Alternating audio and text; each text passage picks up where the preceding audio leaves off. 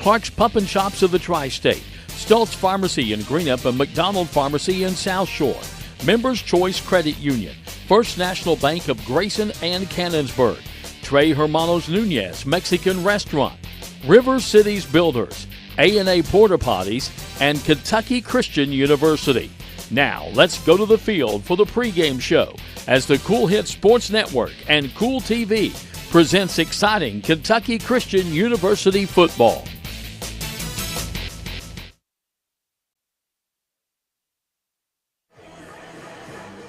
Hello again, everybody. We're live from Grayson, Kentucky. Chauncey Griffith, Brent Terry, glad to be with you from Kentucky Christian University. The Knights are in action today, and today they're taking on the Saints, Coach. Thomas More, both teams coming in at 0-1, and it went from a rainy day, and the rain just flat out pouring on my way here, and it's turned into a beautiful day for college football. Yeah, it's a really nice day. You know, we've got a nice synthetic surface here, so we're not worried about the rain. The turf will drain the water really well, so the field conditions will be just fine. A few clouds around. It is really humid. You know, conditioning may end up being a part of this game, as it is so often early in the year. But the field's good. The sun's out right now. Maybe a few showers around, but we're hoping they stay away, and we'll have a great day to play. Yeah, hey, I'm with you on that one. To me, any day's a good day for college football. No doubt. Very exciting. Get a plethora of games going on all across the country, starting here at noon and then continuing till late tonight. Yes, sir. I was down on the field, spoke with Coach Russell. We'll hear that in a few minutes. But being around the team down there today, everybody in a great mood, great spirits. Both teams kind of flying around, bouncing around. Both teams coming off a loss week one.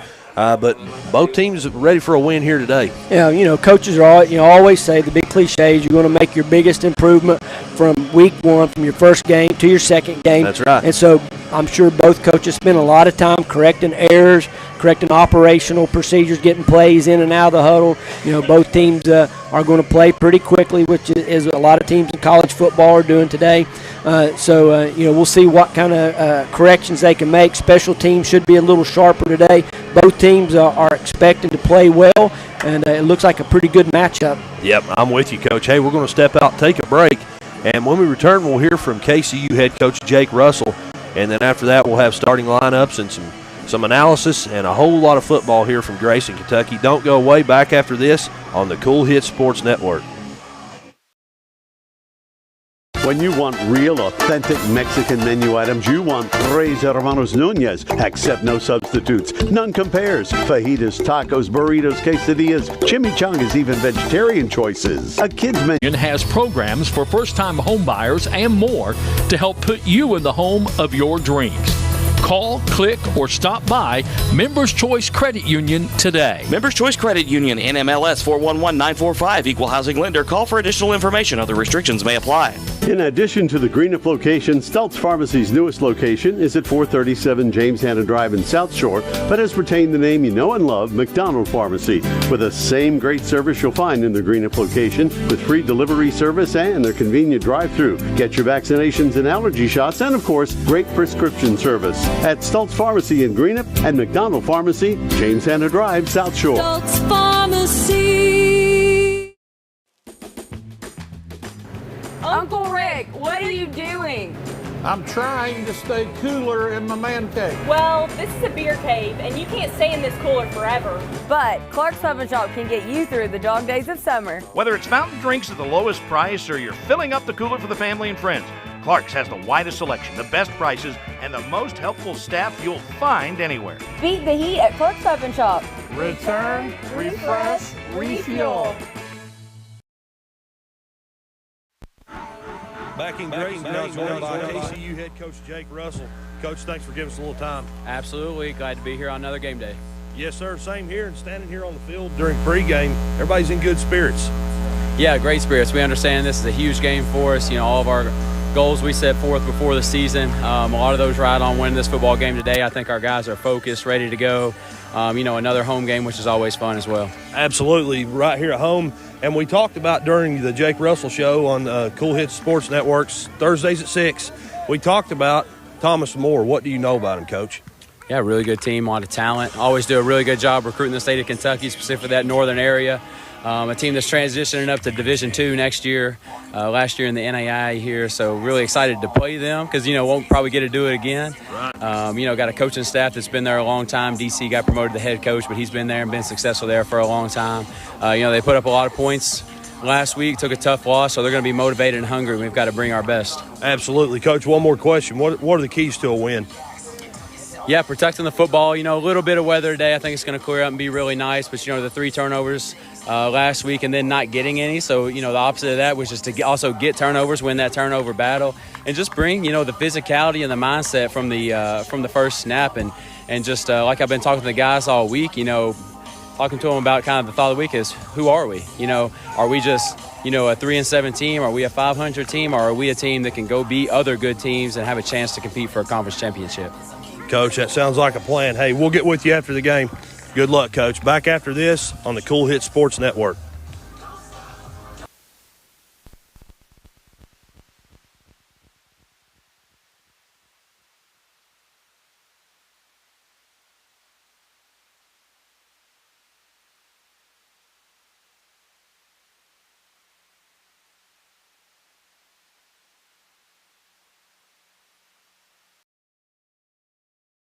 Need some extra money for home improvements or other purchases? How about a home equity line of credit with absolutely no closing costs? We have some exciting news from our loan department at First National Bank. Right now, open a home equity line of credit at First National and we will pay all the fees at closing. Hurry into one of our 8 locations to take advantage of this great offer. First National Bank, equal housing lender, member FDIC. Does your gas station or convenience store need a facelift? If so, call River City Builders at 473-4112 for your remedy. Big or small projects, River City's Builders is a company for all your needs. We have extensive experience in the petroleum industry, from routine gas dispenser and canopy maintenance to above-ground, underground tank and piping work to full-blown remodels and new builds. Call River City Builders at 473-4112 for all your petroleum needs. We'll cover your back and keep your customers pumping gas. When you have business away from home or a planned event far from your comfort zone, you're probably going to need a little help. Let A&A Porta Potties assist you with all your portable toilet needs. Whether on a construction site, planning for an outdoor wedding, or any other outdoor event, A&A Porta Potties are here to assist you. A&A Porta Potties also rents out storage containers, office containers, cooling fans, tables, and chairs. A&A Porta Potties, there is no event too big or too small for us to accommodate you. Kentucky Christian University is a private nonprofit university located in the beautiful foothills of eastern Kentucky. KCU offers both undergraduate and graduate programs, including the new Teacher Leader Master of Arts in Education degree. They also have an array of competitive sports. Kentucky Christian University is committed to focusing on Christ while helping students build character and prepare for their future careers. Visit kcu.edu to learn more or to schedule a visit on campus.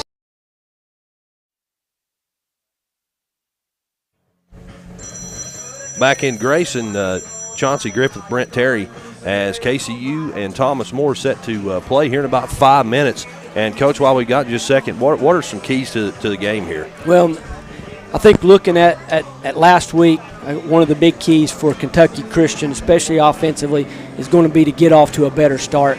Last week in the first quarter, they ran 9 plays, 0 yards, obviously no points. Really put the defense in some rough situation, field position-wise, and made it tough on those guys. Defense played well, responded a little bit, but they don't want to get in a hole early, so we got to sustain some drives, do some things good in the first quarter. Can't be another 0 point, 0 yard, 0 first down first quarter, especially because you take a look at the score, you take a look at what Thomas Moore did last week against Bluefield. Even though they lost the game, they jumped out to a 21-0 lead in that game all in the first quarter. By the end of the first quarter, 21-7. They were up 21-0. So Thomas Moore is going to get off. They've got off to a good start last week. So those two things in contrast to each other.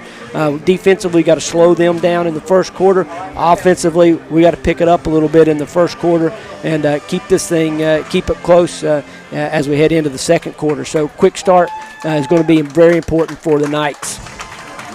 Yeah. What about on the other side? More.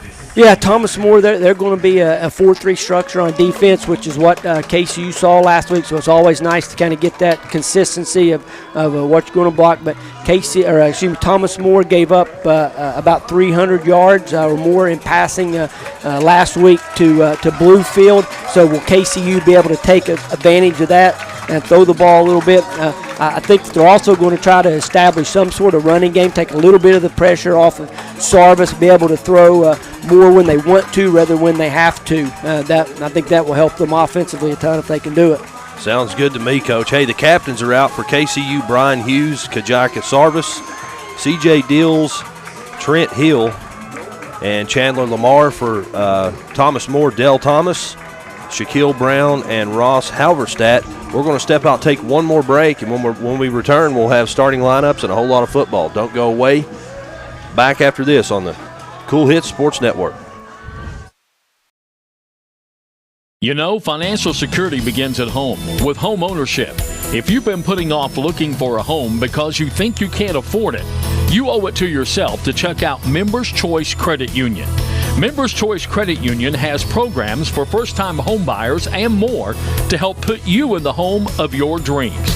Call, click, or stop by Members Choice Credit Union today. Members Choice Credit Union, NMLS 411945, Equal Housing Lender. Call for additional information. Other restrictions may apply. In addition to the Greenup location, Stelz Pharmacy's newest location is at 437 James Hanna Drive in South Shore, but has retained the name you know and love, McDonald Pharmacy, with the same great service you'll find in the Greenup location, with free delivery service and their convenient drive-thru. Get your vaccinations and allergy shots, and of course, great prescription service at Stultz Pharmacy in Greenup and McDonald Pharmacy, James Hanna Drive, South Shore. Stultz Pharmacy.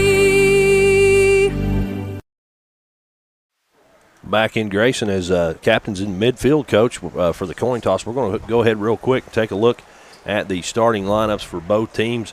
Offensively for KCU, at quarterback, Kajika Sarvis, running back, Gerald Daniels, receivers, Richmond Sims, Detrius Gideon, and Donche Gaither. Offensive line, something like this: center, Gabe Singleton; left guard, Sion Mawala; left tackle, C.J. Dills; right guard, Jacob Johnson; and right tackle, Manasseh Rippert.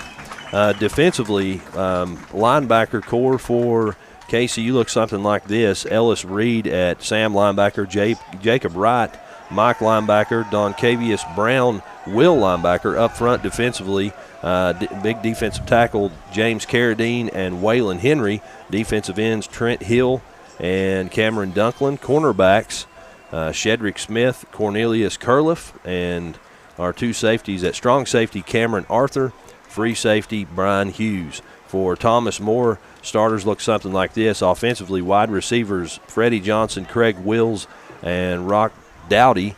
Left tackle, Cam Wheel. Left guard, Shaquille Brown. Offensive center is going to be Trey Phillips. Right guard, Leonard Taylor. Right tackle, Chase Stanfield. Tight end, Tanner Mill. Quarterback, Blaine Espinosa. Running back, Malik Jarrett. Defensively for Thomas More, cornerback, Chaz Lumpkin. The other cornerback, Deontay Lesperance. Two safeties, Colton Sandhaus and Colton Reeves. We'll call them the pair of Coltons at safety for Thomas More. Defensive ends, Seth Noel, Tanner Lawrence. Defensive tackles, Jared Bullock, Ross Halverstadt. Linebacking core, Trey Brosh, Dell Thomas, and Isaac Abden. And Coach, you saw the kick or the coin toss there. What happened? Yeah, so they have the toss there, and Thomas More wins the toss. They elect to defer their choice to the second half. So KCU gets the choice in the first half, and obviously they'll receive. So they're going to get to run their offense out there first, in which we talked about one of the keys to a victory for KCU was kind of getting off to a quick start. And they're going to get the ball first and see if they can come up with that. Absolutely. So we'll get a chance early on to look at the KCU offense. And looks like we're going to have the national anthem coming up here in a few moments, as the Thomas More kickoff team already out on the field. And we're going to stick around, and we'll have the playing of our national anthem here in Grayson, Kentucky at Kentucky University. And we'll be back in just a moment. Please bow your heads with me. Father, thank you for Uncle Rick, what are you doing? I'm trying to stay cooler in my man cave. Well, this is a beer cave, and you can't stay in this cooler forever. But Clark's Pub and Shop can get you through the dog days of summer. Whether it's fountain drinks at the lowest price or you're filling up the cooler for the family and friends, Clark's has the widest selection, the best prices, and the most helpful staff you'll find anywhere. Beat the heat at Clark's Pub and Shop. Return, refresh, refuel. Are you having trouble keeping your parking lot lit? Is customer safety one of your top priorities? If so, call River Cities Builders at 473-4112 for all your lighting needs. We have bucket truck and boom crane truck services. We have extensive experience in exterior lighting and parking lot lighting maintenance. No need to ever be in the dark again. Remember, call River Cities Builders at 473-4112 for all your lighting needs. We will light your path to success.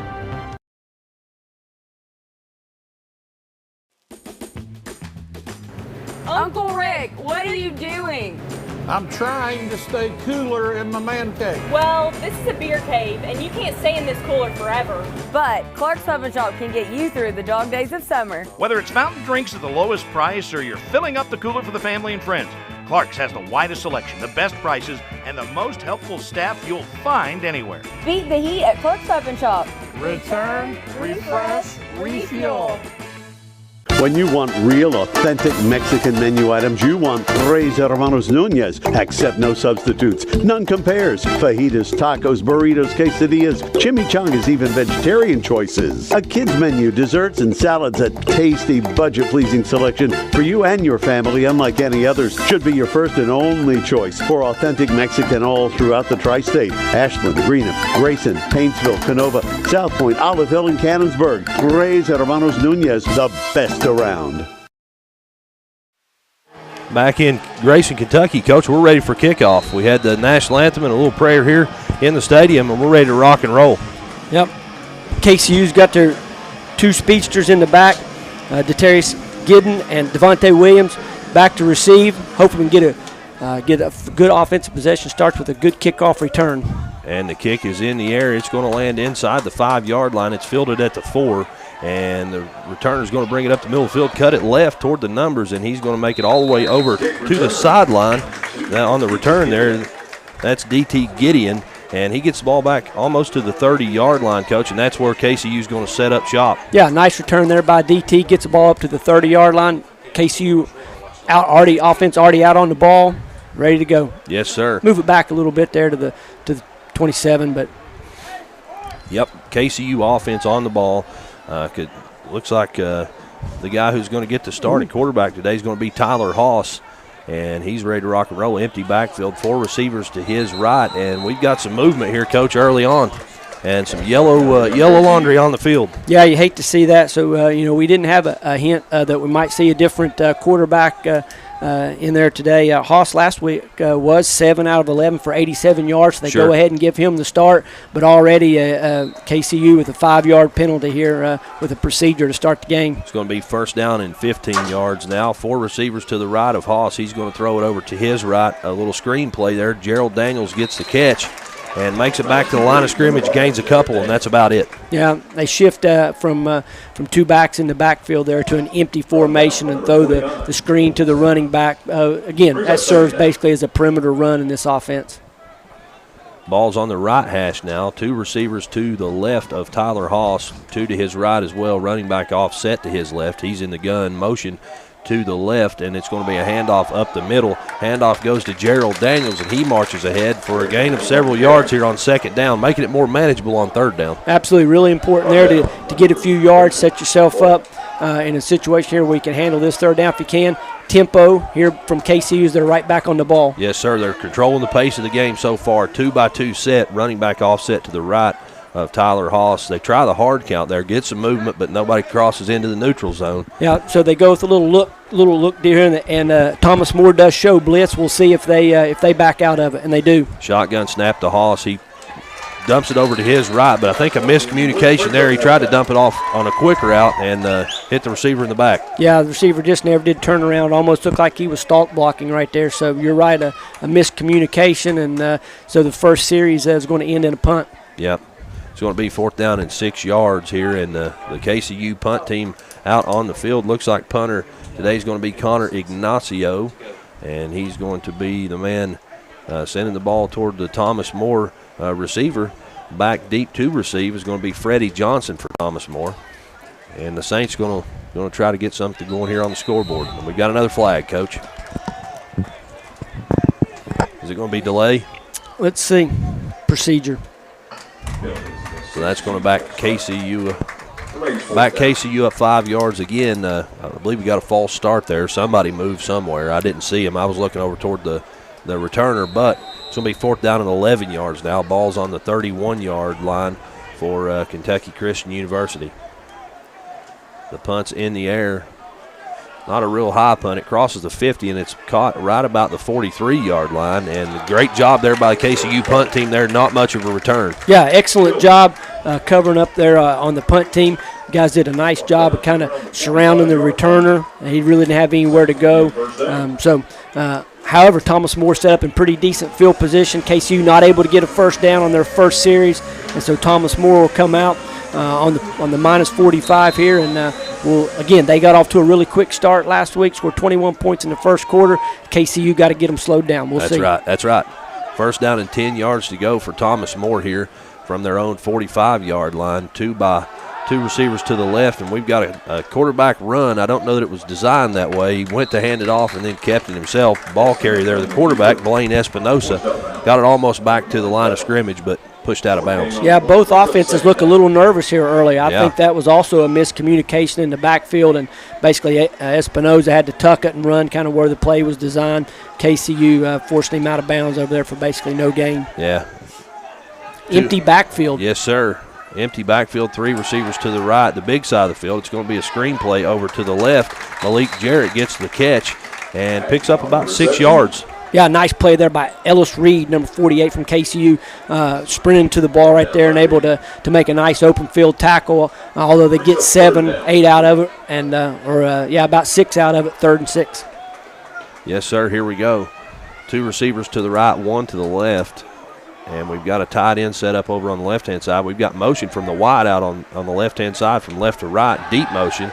And it's going to be a little screen play. It goes to Freddie Johnson on the right side, and he's dragged some defenders along with him for much more than enough for a first down, Coach. Yeah, so we had a little blitz package in right there. Our first snap, we haven't seen much man-to-man coverage out of KCU, but that's what we got right there. They get the ball out to Freddie Johnson, makes the first guy miss and picks up a first down, and they're back up on the ball quickly. Yep, empty backfield, 2 receivers to the right, 3 to the left. Quarterback takes a snap, steps back now, takes off running, marches ahead, straight ahead, right up the middle of the formation. And a great gain there on quarterback.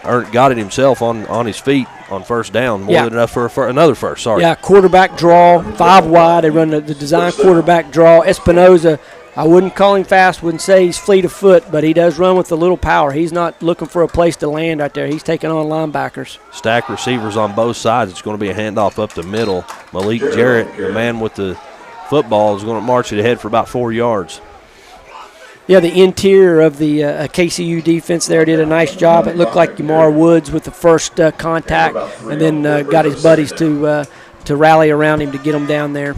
The gain was 3 yards. It's going to be 2nd down and 7 yards from the KCU 20-yard line. So we're almost into the red zone for Thomas More offensively. 2 receivers to the short side of the field. That's right. And then 1 wide out to the left. Running back offset to the right. It's going to be a handoff, off tackle.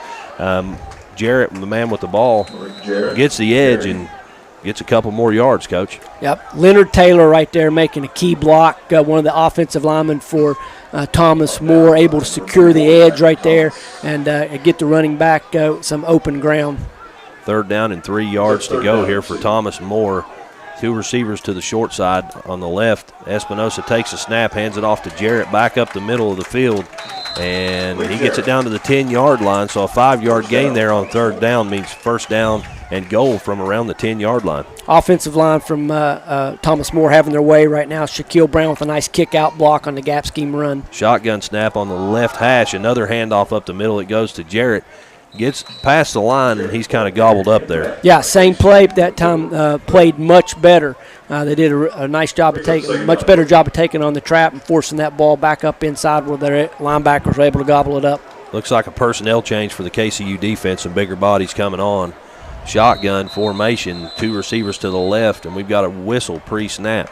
Yeah, in that personnel change right there, they had a little mix-up. They got caught with 12 on the field. Yep. The tempo from Thomas Moore making a difference, and trying to get, like you said, trying to get some bigger bodies down here in the game, but it's going to cost them a timeout, trying to get the personnel in and out. Timeout KCU. We're going to keep it here. Coach, early on here, Thomas Moore having some success moving the ball down the field. Yeah, mostly some inside runs, some gap scheme, inside runs there. Were able to kind of block down and kick the defensive end out, keep it up inside. They've also been successful kind of throwing the ball horizontally, spreading the defense thin, keeping guys out there. KCU has gone to a little bit more man-to-man coverage here later in this series as they've gotten closer to the goal line. So we're going to have second down and goal from about the 8-yard line. Chance here for KCU had to spend a timeout. So hopefully they can kind of gather their thoughts here, get the personnel they want in the game. They'll be taking a look to see who Thomas Moore sends out. The tight end is in the game. That's Tanner Mill. He's usually lines up not as an inline tight end, but almost as an H-back, wing-back type player. But he's their tight end on the roster. Both teams back on the field. Thomas Moore in the shotgun set, 2 receivers to the left. Espinosa takes it, looks to his right, spin move, and marches on up across the 5-yard line, inside the 5. He's brought down right about the 3 or 4-yard line, Coach. Yeah, he wanted to hit his receiver there on a little slant route, but Shedrick Smith, the corner from KCU, had it locked down, so he had to pull it down and try to make something out of it. Right. And I'll tell you something about Espinosa. He was one of the team's leading rushers last week. He 12 rushing attempts, 45 yards. He's quarterback that's not afraid to run the ball. No, he's already got 4 or 5 attempts today already, either planned runs or scrambles. 2 receivers to his right, 1 to his left. Tight end or wing back to his right. He's going to hand it off up the middle, though, to Jarrett. Jarrett marching ahead, still not down, and the pile moves into the end zone. That's going to be a touchdown, Thomas Moore. So they're on the board first here with 9:33 to go in the first quarter. Yeah, a little inside zone run, and it looked like KCU had them initially kind of stopped up there at the 1-yard line, but that big offensive line for Thomas Moore kind of pushed the pile, and they were able to kind of a rugby scrum in there right there on the 1-yard line and got it pushed into the end zone. And so Thomas Moore takes their first drive right down the field, about a 55-yard drive, and converts it for 6 anyway. And the kick is up, and it's good on the PAT. That's going to make it 7-0 now, Thomas Moore. Yeah, so there's that quick start that we talked about from Thomas Moore. Last week they get 21 in the first quarter against Bluefield, and they take their first possession right down the field and put it in the end zone. That's right.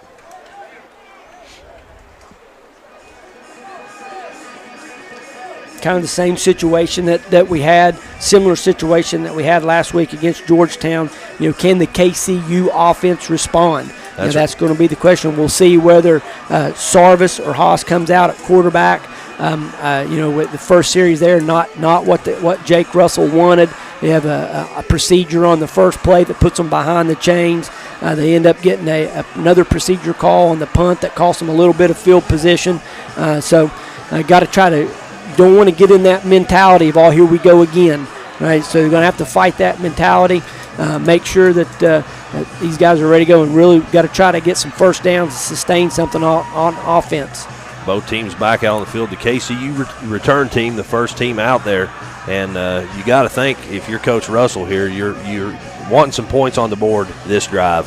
Yeah, you at least have to get some first downs and at least flip the field position on this thing, even if you don't get it in. But like you said, you'd really like to match this touchdown. You do not want to get in that, here we go again mentality. Luke Iden, the kicker for Thomas Moore, puts it inside the 15-yard line. It's fielded right about the 14 by D.T. Gideon. He's going to bring it back to the middle of the field and get it up to the 35-yard line. So a decent return there, about a 31-yard return. 2 nice returns already by Gideon. That's just, he had the first one and the second one. He's only 5'7", 155 pounds, but he's pretty electric. Usually makes the first guy miss, and he's not afraid, even 155 pounds, to dip that shoulder and take on a tackler. He fielded the ball there on the numbers and brought it back to the middle field, brought it right up between the defenders, and set him up pretty well here.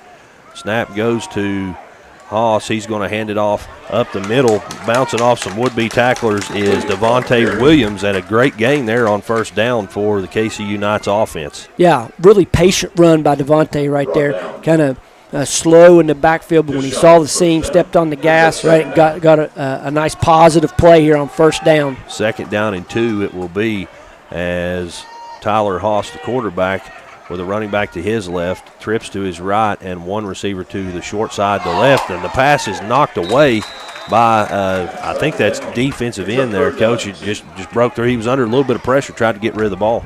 Yeah, it kind of got some quick pressure. That looked like maybe, I'm not positive, that looked like maybe number I think that was 42. 42. Axel Bell, Coach. Okay, yeah, it's kind of hard to see. It happens so quick. Yeah. On those quick three-step, they're really not a three-step drop, but where you're not dropping out of the gun, it amounts to a three-step drop. They got to be a little more firm up front. Ball in the left hash, 2-by-2 set. We've got motion from the slot receiver, and it's going to be a fake handoff to him, and Haas marches it right up midfield, and that's going to make a first down KCU after about a 4-yard gain there from the quarterback. Nice call. Gave the defense a little eye candy right there, something to look at with the jet motion. But Haas, with a nice ball handling, pulls it, gets downhill quick, gets his shoulders square, and picks up the first down. And that's a big first down for KCU. No question about that. 1st and 10 from the KCU 46-yard line. Haas takes the snap, drops back, looks midfield, and kind of overthrew his receiver there. He tried to get it to Mullins, but kind of just threw it over his head. Tanner Lawrence at the right defensive end for Thomas More there with the pressure, 6'3", 255 pounds, kind of giving C.J. Deals there a fits off the edge. We'll see how that plays out as the game goes along. 2 backs in the backfield now. Haas from the gun. Now we've got motion from one of those backs, Devonte Williams, and it's going to be a little screen pass to him, and he catches it, but he's down when he catches it. Yeah, he had a little room out there. They run a little action, this little RPO action, the GT from right to left, little guard and tackle, what we call a GT counter. The guard and tackle are going to pull. Quarterback has the option to either run the quarterback counter or to flick it out to the receiver there. Little bubble route. Yeah, a little bubble route out of the backfield. He chooses to do that, but the ball a little inaccurate, and he has to go down on a knee to make the catch, and so it's going to put us in a 3rd and long situation again. 3rd down and 15 yards to go. We've got a 2-by-2 set, and running back's going to be offset to the left of Haas. He takes the snap, drops back, looking downfield, good protection, throws it over the middle of the field, and the ball just off the mark. Tried to get it there to Austin Mullins, and Mullins tried to make the grab, but the ball was at his feet. Yeah, better protection right there from the offensive line. That's a good job. When you get in those certain passing situations, it can be very hard to pass protect. Sometimes Thomas More just rushes forward. They protect it well. Ball just slightly underthrown. Thought Mullins there was close to coming up with a really nice catch, but just a little bit too low. And so after picking up a first down, they get the ball out past the 40. We'll see if they can protect the punt here and flip the field position. 4th down and 15 yards to go. Ignacio, the punter, and it's a high punt over toward the Thomas More sideline. It's going to drop right about the 34-yard line and then take a Thomas More bounce and go out of bounds right about the 39-yard line of Thomas More. That's where they'll set up shop here offensively. Yeah, nice catcher by the punter. The long snapper for KCU is Gabe Singleton, who also serves as the center. So you don't see that very often. No, you don't. But it's a little bit of a high snap, kind of threw the punter out of rhythm there a little bit. So they'll take over around the 39-yard line. Thomas More offense already out on the field, ready to roll, and here comes the KCU defense. And we've got a shotgun set, wing back to the left, and it's going to be a handoff up the middle again to Jarrett. He kind of bounces outside, but he gets it past the line, and he's kind of gobbled up there by several KCU Knights. Yeah, nice job defensively there from KCU, playing the power run. Right, we're going to get 2-yard block down, kick out, the whole power scheme there. But they do a pretty good job of playing it at the point of attack. That looked like 36. That looked like Yamar Woods playing that pretty well as the left defensive end for KCU. You got 3 on that carry, 2nd down and 7 yards. We've got trips to the right, ball's in the middle of the field, but then we've got motion from right to left from number 3 receiver Freddie Johnson.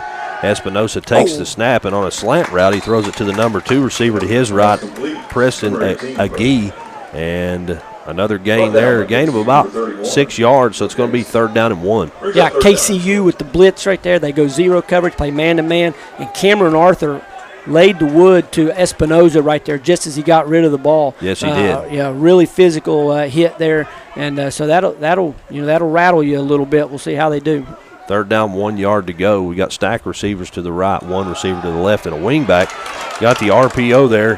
He thought about handing off, didn't he, under pressure, and he's brought down in the backfield, Coach. Not from lack of trying, though. He had a good spin move there, bounced off some would-be defenders or tacklers, but he's brought down for a big loss. KCU coach is bringing the pressure right there. That's Mike linebacker Jacob Wright meeting Espinosa and the running back right at the mesh point, kind of forcing some indecision, forces Espinosa to pull it, and able to get a tackle for a loss.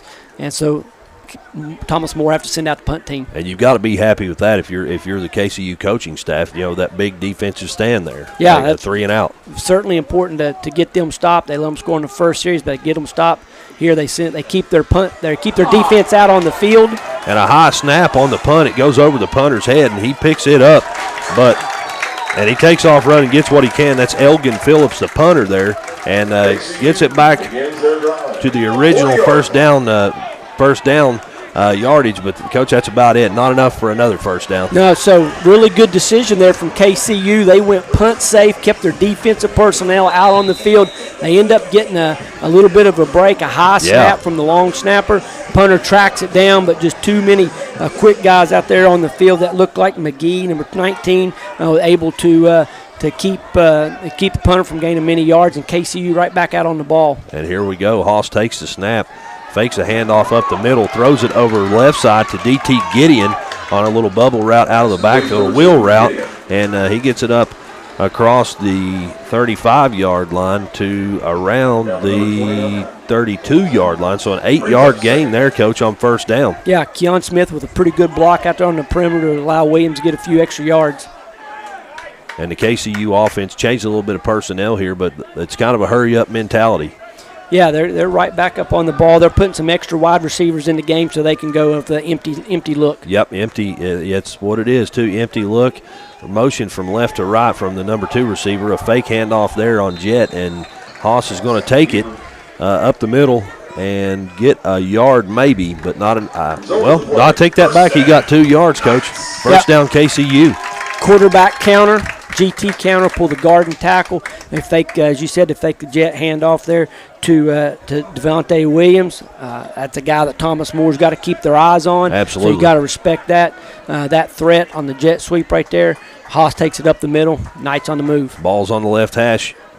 3 receivers to the right. We've got another short passing route here. Karan Taylor, the man with the catch. He breaks a tackle and gets enough for a first down, Coach. And you can hear the crowd in the backfield. You know, a pretty good atmosphere in Grayson. Yeah, Karan Taylor with a nice catch on the bubble screen, able to get his shoulder square and make some yards. We do have a penalty on the play. Most likely a holding call against the Knights. One of the receivers got a handful of jersey out there trying to make a block on the bubble screen. So going to cost the Knights 10. And with the momentum that KCU's got going here offensively, you got to hope that doesn't affect that. Yeah, you know it is, though. They're going to change personnel, maybe come out of this empty set. That's going to put them back first down and maybe 21. So we'll see how they handle that being behind the chains. Not where you want to be, obviously. Ball's on the Thomas More 40-yard line now, so it's first down and 20, Coach. And no more, you called that one, no more empty backfield. We've got 2 receivers on each side, balls on the left hash, running back behind the quarterback, another jet motion, and a fake handoff up the middle. And, Coach, that ball was just thrown into coverage. It's going to be intercepted. A great catch there by defensive back Colton Sandhoss with the interception and a decent return. He gets it back up to about the 36-yard line for Thomas More, and they're going to bring their offense back out. Yeah, Haas, they're looking for number 88, Keon Smith, on the post route, but Colton Sandhoss plays it really good, comes over from his safety spot, undercuts the 8 route there, or the post cut, and makes a nice return. And so getting behind the chains forces you into that kind of passing situation there, and Thomas Moore's secondary was all over it. That's it. Ball's going to be on the right hash for Thomas Moore on the 37-yard line, and it's going to be a handoff to Jarrett. He's going to try to run it over toward the short side of the field, tries to get the edge, able to do so barely, and picks up about 5 yards on first down. Yeah, big Leonard Taylor out leading the way there on the perimeter run. Big right guard pulls around, gets a nice block. Malik Jarrett, the back in the backfield, he's listed at 5'8", 185 pounds, but he's not afraid to get it up in the hole. No, he is really thick-legged, and he has a lot of drive as he takes one up the middle there, and he can certainly move the ball. He is low to the ground, low center of gravity. His helmet comes off there at the end of that run, so they're going to have to bring him out of the game here on the critical 3rd and 1. That's right. Jaden Hall comes on to replace him. 2-by-2 set, 2 stack receivers on both sides.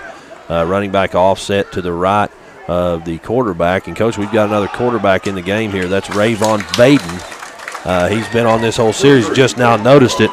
But the give goes to Jaden Hall. He marches it straight ahead for about a 4-yard gain. That's going to be enough for a first down. Yeah, he played a lot. He played a lot last week. Ravon Baden played a lot last week. He was 6 out of 13, so he will throw the ball. And he tries to do so here, tries to air it out. About a 20-yard pass in the air, and it goes incomplete, overthrown. Yeah, a little pressure there from Shamar Sparks, a defensive end from KCU there, kind of forcing the errant throw.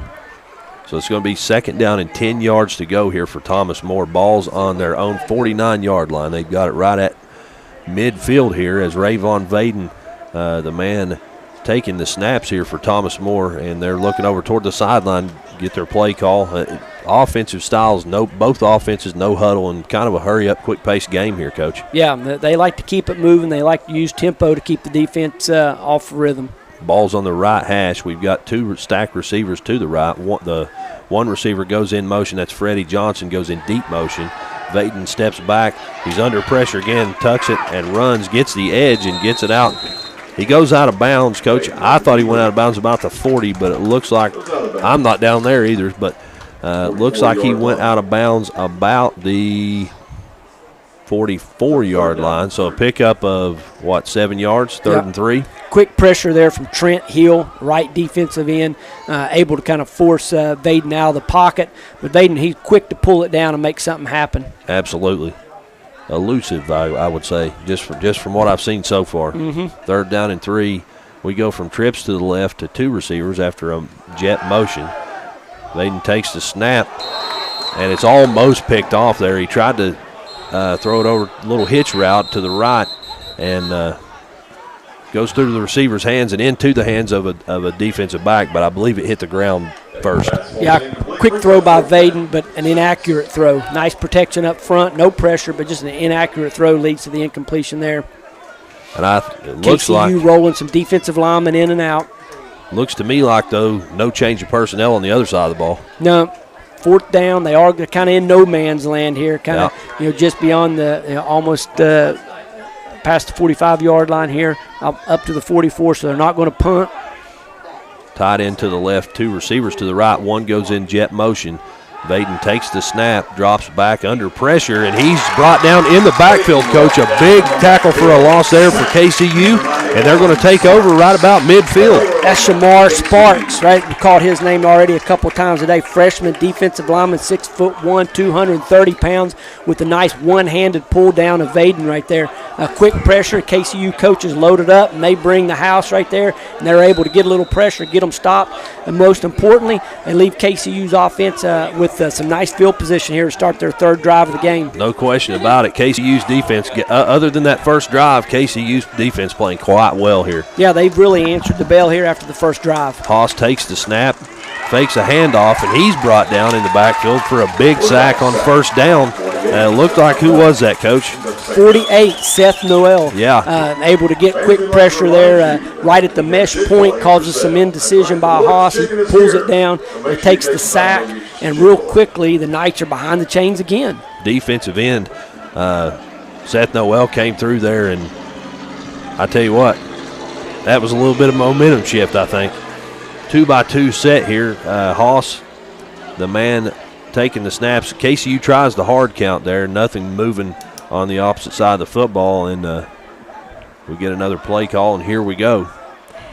Haas takes the snap, and it's going to be a little flick pass right in the middle of the field. And off to the races is Gerald Daniels, a big gain there. And I believe, Coach, he's got more than enough for the first down. He brings it all the way over here to the KCU sideline and goes out of bounds at the 32-yard line. That's where KCU will have 1st and 10. Yeah, a little Utah pass or a little shovel pass. Shovel pass. Yeah, I said a flick pass, yeah. Right, a little shovel pass underneath. Basically serves as a draw. Haas does a nice job of setting up Thomas More in their 4-deep shell. Those guys drop, let the rush get up the field, and Gerald makes the rest happen. We got another little shovel pass, I guess you would call it, out to the right. Haas under pressure, and he flicks it over to who is that? Devonte Williams. Williams again, yep. Yeah, I don't think that was an intentional shovel pass that time, though. He was just under duress immediately and did all he could to find Devonte, who just kind of happened to be standing there. And but he did make a little something happen with it and able to get him a few yards, and so 2nd and about 7. Gain of 3 yards on first down. It could be a whole lot worse. Yeah, that could have been behind the chains again.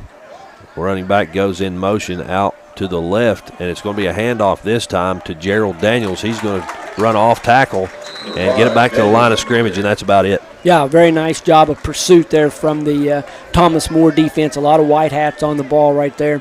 Not much running room for him there. Not a whole lot he could do with that. You've coached a little bit of everything in your career, but I know as a defensive coach, that's what you want to see. Yeah, absolutely. You want to get those guys to the ball. You don't want to see a lot of single tackles, but they're doing a nice job of pursuing the ball as the time runs out here on the first quarter. That's right. The siren you hear in the background means that after 1 quarter of play, your score, Thomas More 7, KCU 0. Back after this on the Cool Hits Sports Network. Uncle Rick, what are you doing? I'm trying to stay cooler in my man cave. Well, this is a beer cave, and you can't stay in this cooler forever. But Clark's Pub and Shop can get you through the dog days of summer. Whether it's fountain drinks at the lowest price or you're filling up the cooler for the family and friends, Clark's has the widest selection, the best prices, and the most helpful staff you'll find anywhere. Beat the heat at Clark's Pub and Shop. Return, refresh, refuel. When you want real, authentic Mexican menu items, you want Tres Hermanos Nunez. Accept no substitutes. None compares. Fajitas, tacos, burritos, quesadillas, chimichangas, even vegetarian choices. A kids menu, desserts, and salads. A tasty, budget-pleasing selection for you and your family, unlike any others. Should be your first and only choice for authentic Mexican all throughout the tri-state. Ashland, Greenup, Grayson, Paintsville, Canova, South Point, Olive Hill, and Cannonsburg. Tres Hermanos Nunez, the best around. Back in Grayson here, KCU and Thomas More, both teams back out on the field, Coach, and we're ready to rock and roll here as you hear the whistle. And here we go. KCU offensively moving the ball here. 3rd down and 7 yards to go. Ball's on the 30-yard line of Thomas More, and out of the gun is Haas, and he throws it on a slant route to his right. Into some coverage there, Coach. And tried to get it over to Rucker Daly, but not able to make the grab. Yeah, pretty nice coverage there. Thomas More has kind of set in this 2-deep shell most of the evening, kind of taken away some of that stuff in the middle of the field. So that's going to set up a 4th down. I was interested to see what they were going to do here. They thought they had 2 downs to get this, maybe just out of field goal range. So you can't punt it on the 30-yard line. So they're going to have to try to pick up this 4th and 7. Yeah, offense still on the field, 2-by-2 set, ball on the right hash. Haas takes the snap, looks downfield, and he finds a receiver. He gets Rucker Daly this time over on the KCU sideline for much more than enough for a first down, KCU. Yeah, let's give C.J. Deals right there, number 51, the left tackle from KCU, some credit. Did a great job of picking up the field blitz from Thomas More. One of the few times we catch him in zero coverage. Number 80 right there, Rucker Daly does a nice job on the little out cut. Haas hits him in stride and a big pickup, and we're in business. That's right, Coach. 1st down and 10 yards to go here from the Thomas More 17-yard line as Haas calling some shots here, motion from the right to the left, and a handoff.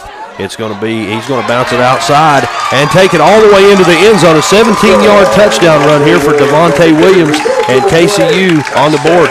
Nice little inside zone run, Devonte Williams.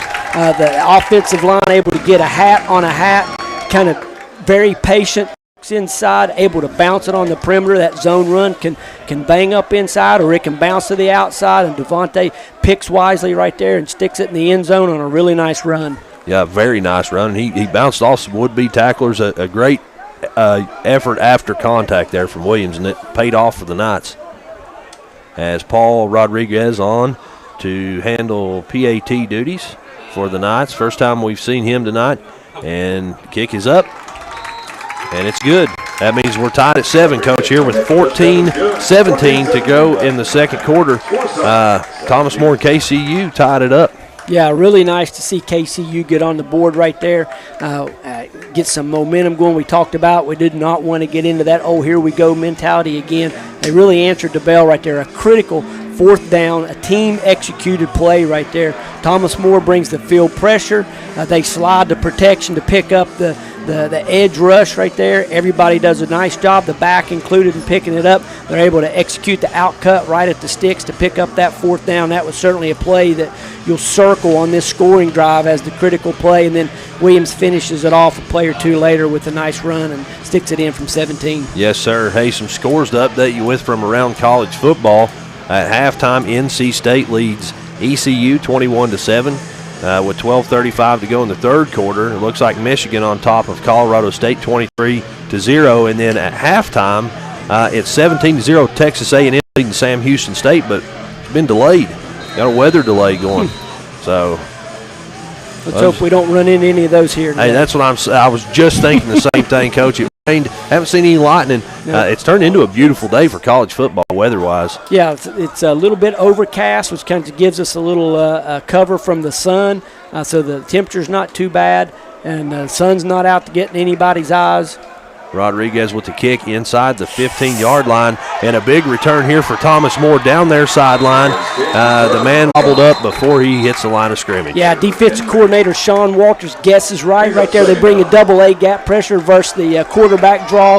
They got Baden in, who likes to run the ball. So a really nice call there from the KCU staff. Yes, sir. Yeah, we're going to say it's a loss of about stacked receivers on both sides. Ball's on the left hash. Baden takes the snap, drops back. He's looking for an open receiver, finds one, but the ball just kind of underthrown. That's not the first off-target throw we've seen from Baden. Yeah, that's a really long throw right there, that really deep outcut. KCU shows the same look up front. They bluff the blitz, single high, man under coverage. Nice route on the perimeter there, but just a really long throw for Baden to have to make right there, and it comes up just a little bit short. So third and really long. We'll see what KCU wants to do. Are they going to play coverage? Are they going to play pressure? We've seen a lot of single high safety out of them today, so I'm interested here as they line up whether we'll get our first or one of our few snaps of two high. We'll see. We won't. They're going to play single high safety here on third and really long. Yes, sir. 3 receivers to the right of Baden, and he drops back under some heavy pressure. He decides to tuck it and run, gets it back across the line, brings it almost up to midfield where he's tackled before the original first down yardage. It's going to be fourth down and about 12 yards to go, Coach, to get the first. And we see personnel changes. Yeah, great job by the KCU secondary right there. Nowhere for Baden to go with the ball. Has to pull it down. And then they do a great job of transitioning from cover to coming up and playing the quarterback scramble. That's right. You know, able to keep him 12, 13 yards short there, the first down. So got to get over, and they got an uncovered receiver here on the punt, but they get it covered up late. There we go. The kick is in the air. It's not a real high punt. It lands inside the 20-yard line, and that's where it's going to be returned. V.T. Taylor, the returner, brings it over to the KCU sideline, gets about 7-8 yards on the return, and KCU's going to set up shop right about the 27-yard line, so more than I thought. Yeah, the senior right there, V.T. Vincent Taylor's shown a lot of confidence in catching that ball, being patient. Kind of gave a little ground, get a little ground right there. So he gets KCU out to the 27-yard line, and their last offensive possession was a really good one. They were able to drive down and cash in. We'll see if they can get one in here and take the lead. Yes, sir. A 2-by-2 set starting things out here offensively for Tyler Haas and the Knights offense. Another RPO, fakes a handoff, and then dumps it over on the bubble route. to Austin Mullins, who's off to the races down the KCU sideline, and he brings it all the way down to midfield where he's pushed out of bounds, Coach. Yeah. A huge play on first down. Yeah, they fake the little inside run, motion from Mullins, out like a little bubble motion from the backfield, hits him in stride, able to get his shoulders square and get down the sideline for a few yards. Looked like he stepped out maybe a little bit earlier than what we might have thought there. Yep. So I think everybody in the crowd, we were all kind of excited there. We thought it out to midfield, but he was pushed out. He's still first down, but it's going to be 1st and 10 from the 39-yard line, as Haas hands it off up the middle to Gerald Daniels, who marches ahead and brings it up to midfield, Coach. A great gain here on first down again. Yeah, Chris Lane, the offensive line coach from KCU's got to be really excited right now. They're protecting the passer on the last few drives. They're able to open up some holes when they're running the ball. Yes. And they're gaining yard. They're not just gaining 1 and 2 now. They're kind of getting some chunk yardage plays here, which makes offense a lot easier when you're getting 8, 9, 11, 12 a gain right now. They're pushing the ball down the field. Ball's going to be on the left hash. We've got 2 receivers to the right and another handoff up the middle to Daniels, and he marches ahead for another gain on first down. This one about 4 yards, so it's going to be about 3 yards. So second down and about 7 yards to go for the Knights. Williams and Daniels, both really patient runners for KCU. They do a really good job of not trying to force the issue immediately. They kind of pick their gap, and then it looks like you've got them for no gain, and then they'll squirt through for 4 or 5 yards. That's right. We've got an empty backfield, Coach, and motion from the number 2 receiver on the left. Fake handoff, and Haas is going to keep it himself, march it right straight up the field for close to another first down, Coach. Yeah, that's that onside zone read play. Everybody used to seeing the zone play where you read the backside in. That one, however, you're reading the front side in. And right there, number 52, Jackson Greer from Thomas More, straight up the field. Haas pulls it, because you got to respect Williams on that motion, question, to the boundary. So everybody's got their eyes on him. Haas tucks it up and gets the first down. Yeah, he got the first. A 2-by-2 set here from the Knights. Motion from right to left, and then a handoff. It's going to go to Devonte Williams. He's going to bounce it outside and pick up a couple yards here. He goes all the way to the sideline, knocked out of bounds at about the 37, 36-yard line, so more than enough for a good gain on first down. Yeah, one of the few pure called runs we see from the KCU offense. They run the guard tackle counter play right there, and they did a nice job of running through the tackle of the corner, Sidney Pomfrey, right there to get some extra yards. Second down, 5 yards to go as Haas tries the hard count. Nobody moving on defense. They were showing blitz again, though. Yeah, it looked like they were coming with a field blitz. They'll back out of it now, and they're going to go to a single high look. And on the snap, we've got a whistle and a flag, and I believe that's going to be false start on KCU, so that's going to back them back up to second down, 10 yards. Yeah, one of the offensive linemen there, I didn't quite get a number. One of the offensive linemen just a little bit nervous. They're just a little bit excited, trying to get into his pass set just a little bit early, and that's going to cost them a few yards. Good news is it really doesn't put them behind the chains, though. It's 2nd and 10 now. Not what you want, but better than 2nd and 15. Absolutely. I'm totally with you. Second down and 10 yards to go from the 41-yard line as Haas takes the snap, hands off up the middle, and gobbled up before he reaches the line is Devonte Williams. Yeah, not much daylight right there. No. A pretty good push from the offensive line initially in this drive, but Thomas Moore's defensive line said, no, not this time, and they're able to kind of match the push that they got and able to get Williams corralled right there. Big Tanner Lawrence there, big defensive tackle, able to make the tackle there. Haas takes the snap. Under some pressure, sprints out to his left, and he's off to the races. And I'll tell you what, Coach, he shows his running ability as he gets all the way over to the Thomas More sideline, and first down KCU. Thomas More goes 3 down right there. First time we've seen him in a 3-down look, but they get quick pressure. It was 51, Ross Hovelstadt. I hope I said that right. Hovelstadt, excuse me. With some quick pressure, Haas pulls it down. Able to make a few guys in the secondary miss and gets first down. Upon further review, it's Halverstadt. There's an R in there, too. Gotcha. Sorry. Trips to the right, one receiver to the left. It's going to be another handoff. This time it's going to go to number 22, Josh Traylor. He bounces off, goes toward the Thomas More sideline. Not able to get it back to the original line of scrimmage, but I see some yellow laundry on the field, Coach. Yeah, again, there's that guy again, Ross Halverstadt, kind of getting some penetration and forcing that play to bounce. And look, 2 penalty flags in the backfield. Probably going to be a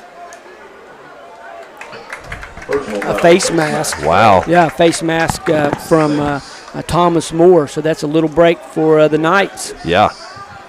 First down. There was so much quick penetration there, I thought we might have a holding call. I'm totally with you, and it was over there around the play. Mm-hmm. Yep, I'm totally with you on that one, but a big break here for KCU. Yeah, enough to give them a first down, puts them inside the 15-yard line, and the Knights looking to take the lead for the first time this season. Yes, sir. That's a pretty good stat, Coach. Mm-hmm. Haas takes the snap, looks to his right. He's going to air it out. Finds his receiver. What a catch there from V.T. Taylor for a 13-yard touchdown pass KCU. And there you go, Coach. First lead of the season. Yeah, V.T., a 6-foot receiver right there. Senior taking advantage of number 6.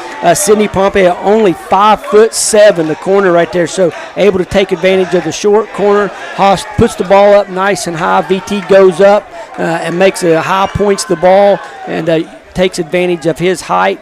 And so the Knights take the lead for the first time, and if they can execute the PAT here, they'll have a 14-7 lead. Absolutely. Rodriguez on to attempt that now, and with 8:06 on the clock, the kick is in the air.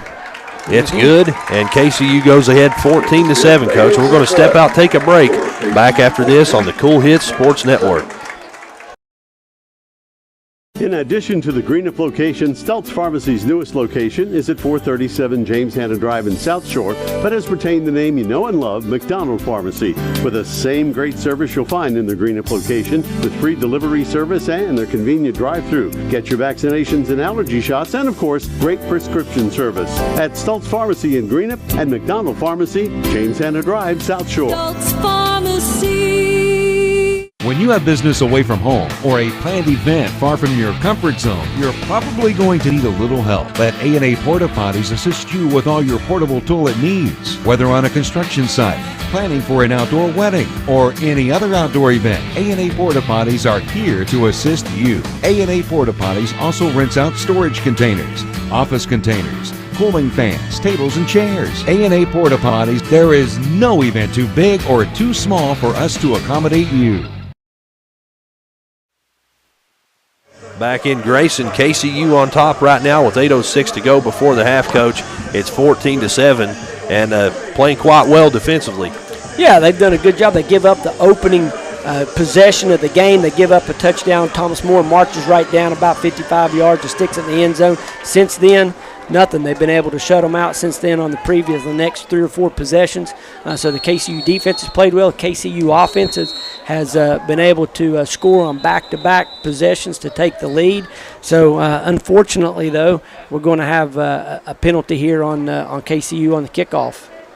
Yeah, I wonder if that's not – is that a delay of game, Coach? That's you don't interesting. see that often on a kickoff. That is do not see that very often. That's going to back the Knights up 5 yards. The penalty bug has kind of hurt both teams a little bit. Yeah. But Thomas Moore's had some nice kickoff returns today. So you hate to lose another 5 yards here. Yeah, no question about that. As they bring the ball back from the 35-yard line to the 30-yard line. And that's where Paul Rodriguez will give it another shot here. Yeah, really nice series. Going back to that last drive right there, really nice series. They get a little help with the face mask for a call against Thomas More, puts them inside the 20. But those offensive linemen opened up some nice holes. They did a nice job of protecting Haas right there, and so now it'll be the Knights' turn on defense. Rodriguez gets it inside the 20-yard line. That's where it's caught by Preston Agee, and he gets a decent return. Gets it up to about the 36-yard line. And that's where Thomas Moore will take over, Coach. Yeah, a lot of high fives, a lot of excitement, a lot of smiles, a lot of energy down on the KCU sideline right now. That defense is hyped up and ready to go back out and see if they can get the ball back for their offense, who's really hot right now. Yes, they are. And the Thomas Moore offense out on the field first, but KCU not far behind them. And we're ready to rock and roll here on 1st and 10 for Thomas Moore from their own 36-yard line. Quarterback in the game this time is Blaine Espinosa. He's the starting quarterback. He hands it off up the middle to Malik Jarrett for a gain of about 2 yards on 1st down. And, Coach, what do you think? What are your thoughts on the quarterback change? Well, obviously it's Thomas Moore's philosophy. They're going to play both of those guys. Even when, in the last game that they played, they kind of shared some time. I don't think they were happy with the spark that Baden gave him in the last series, so they're going to go back to Espinosa and see if they can get something going. Ball's on the left hash, trips to the right. Espinosa fakes the handoff, now kicks it over on a little screen pass to Freddie Johnson, who brings it up almost to the 45, brought down about the 44-yard line, so a gain of 4 or 5 yards on 2nd down, makes it 3rd down and about 2. Yeah, Espinosa with the kind of the sidearm delivery there as the little jailbreak screen to Freddie, who's wheeling and dealing in there, wouldn't go down, got a little extra yard there, able to put his hand on the ground and keep himself up, and takes it from a 3 or 4 yard gain up to about a 6 or 7 yard gain. Ball's in the middle of the field, 2-by-2 set as Espinosa calling some shots to his players and going through his cadence, and here we go. Takes the snap, looks to his right. He's going to decide to take it himself, gets it across midfield, more than enough for the 1st down. A gain of about 6 yards brings it over to the 49-yard line of KCU. That's where it'll be 1st and 10, Thomas Moore. Espinosa taking advantage of the breakdown in lane integrity in the pass rush. Defensive end Trent Hill kind of gets pushed inside and gives Espinosa the edge. Stack receivers both sides. Handoff goes to Jarrett. He's going to run it off tackle to the left, pick up about 11 yards, so another 1st down, Thomas Moore. Here they come, using that tempo. They're running a lot of plays. KCU trying to get guys on and off the field. Back on the ball, 2-by-2 set. Jarrett to the left of Espinosa. Another handoff up the middle. He cuts it. Nope, he's going to keep right on trucking, and he picks up about 7 yards on 1st down again. They keep moving the ball and picking up big yardage on 1st down. Yeah, nothing super creative right here. Inside zone right, inside zone left. Malik Jarrett doing a nice job of finding the seam and making some yardage. Trips to the right. He throws it to the number 1 receiver on the right. That's Rock Dowdy, who marches ahead after the screen pass there for another 1st down, Thomas Moore. Yeah, they're moving the ball consistently here. KCU getting a little bit tired. Maybe Jake looks like he's going to take a timeout here, see if they can get this offense slowed down a little bit. 5:41 to go here before the half. 14-7, KCU leads Thomas Moore. Back after this on the Cool Hits Sports Network.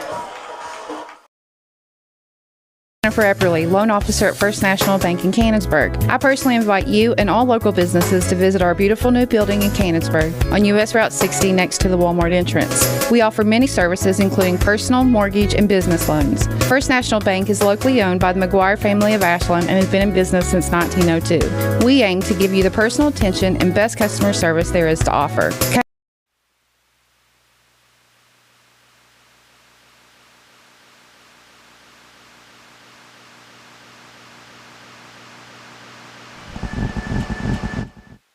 And we're back in Grayson here as Thomas Moore offense making their way back out onto the field. KCU defense still in the huddle here on the timeout. And I believe Thomas Moore, coach, ready to rock and roll here. Yeah, a lot of the coaches in the KCU huddle pretty animated right there, trying to get their guys going. Sure. Suck it up here for 5:41. See if they can hold those guys out after some really good possessions by the offense. Thomas Moore trying to answer. And here we go, Espinosa with trips to his right, ball's on the right hash. He drops back to pass, throws one up into the end zone, just out of the reach of wide receiver Freddie Johnson. And, Coach, we've got a flag thrown over toward where the ball was thrown there. Yeah, so KCU right there decides to heat up Espinosa. They bring a blitz, play man-to coverage behind it, and it looked like one of the KCU DBs maybe got got some hands on one of the receivers there. That ball thrown right down the middle of the field. It was hard to see. There were two receivers pretty close together right there. I'm not sure which one he was going to target, to be honest with you. But anyway, we're going to get pass interference on the Knights, and that's going to give them a first down. First and goal from the 8, a screen pass over to the right. It goes to Rock Dowdy, who catches it, tries to make some moves, but good pursuit there from the KCU defense. It's going to be 2nd and 8. Yeah, handled really there right by the perimeter defense. They did a good job of not giving anything up, but it's not going to take Thomas More long to get back on the ball here. They feel like they're in rhythm, although they're going to change personnel and bring the big tight end back in the game here. Yep. KCU with the same personnel on the field defensively, and I'm with you. I thought they were going to try to keep the pace, keep moving quick, but kind of slowing things down here for the personnel change as the play clock gets down to 4, 3, 2, and they better be careful. And they snap the ball at 0, a handoff up the middle. It goes to Jarrett, who bounces off some would-be tacklers, gets it up to the 5-yard line, so it'll be 2nd and goal from the 5.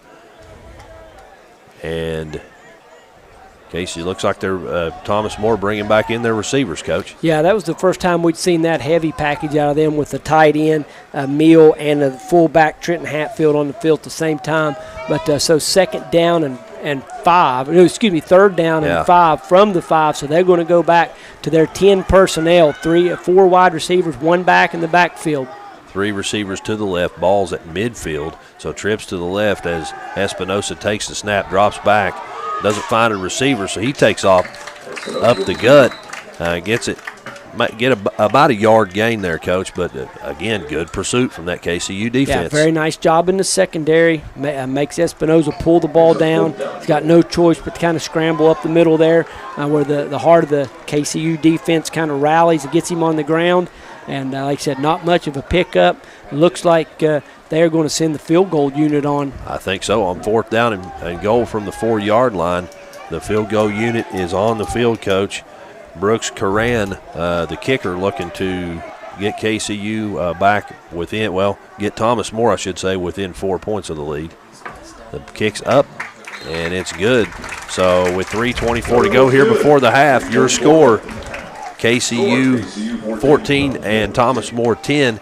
And Coach, if you're Thomas More's coach there, why do you go with the field goal instead of trying to get 7 points on the board? Well, it's still early in the game, right? And they had the first possession of the game where they went down and scored, and then they had about 3 or 4 dry possessions there where they didn't get any points. And so they've done a really nice job moving the ball down the field. They're a nice mix of perimeter screens and inside zone runs. They got the ball down there to the 4-yard line.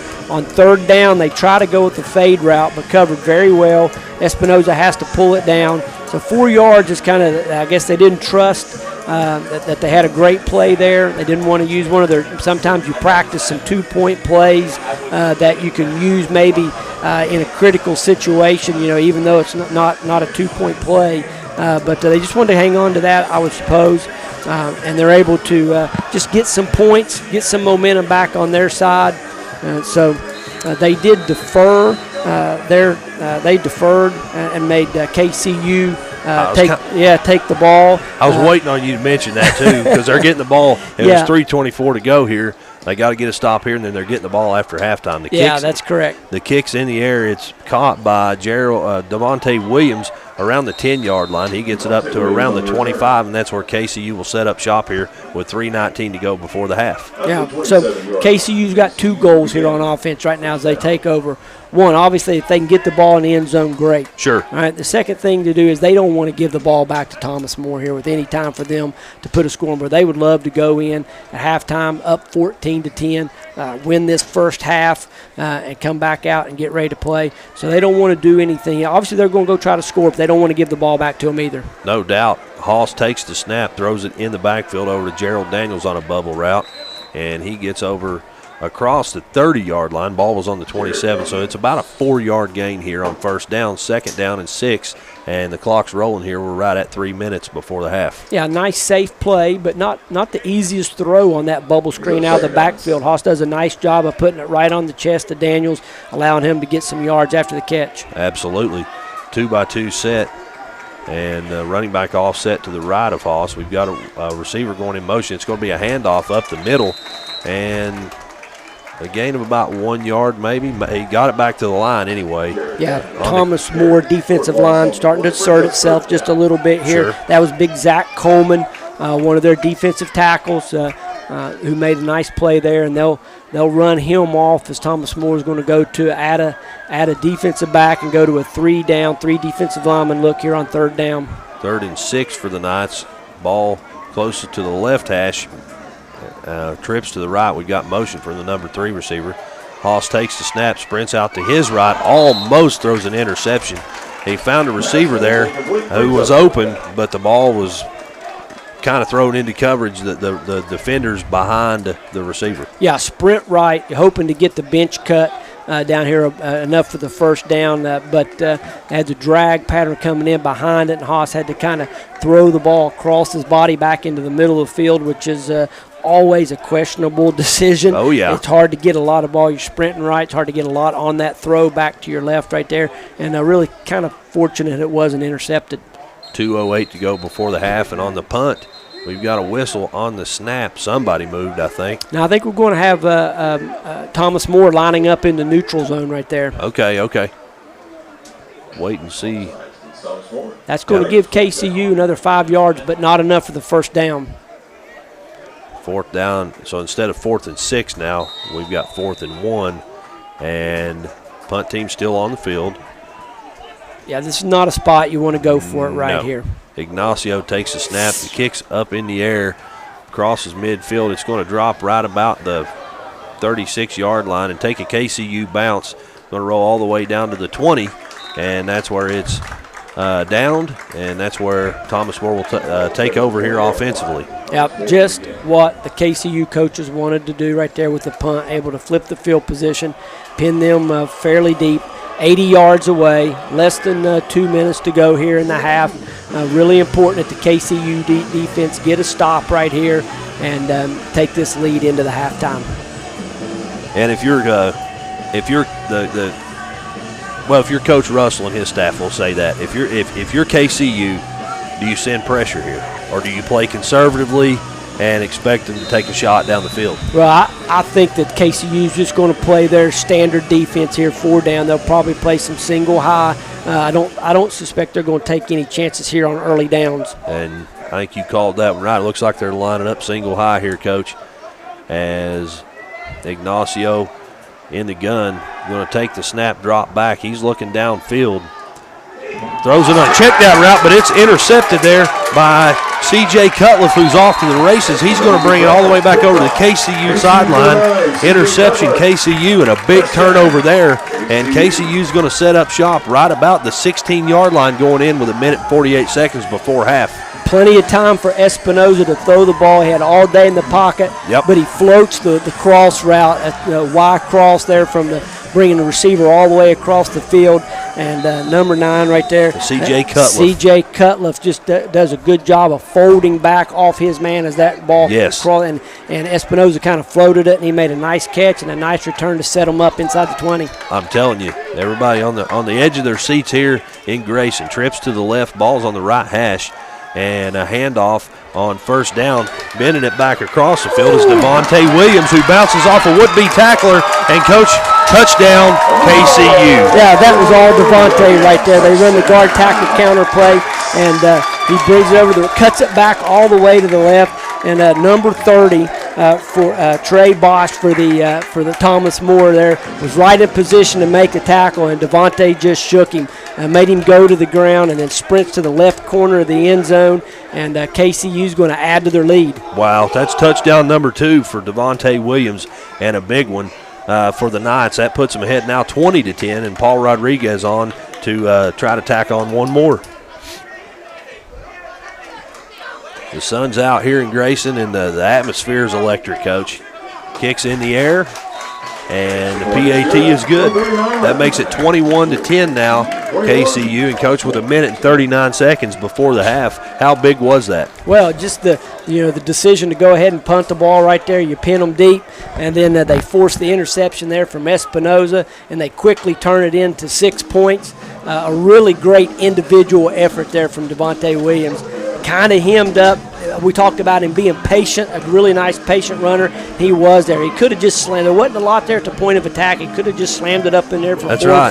But he was a nice job being patient. Found a cut back lane and then just made the last guy miss. Just absolutely shook him and able to sprint. And nobody could catch him as he sprinted into the left corner of the end zone. And that you mentioned there, he found a cut back lane. Mm-hmm. How big of a skill is that for a running back to have that ability to bend one back? Right, that just shows his vision. Yes. Right? He's able to be patient when he gets up in the hole and then never stops looking for a little seam right there. And he found that cut back and just did a good job.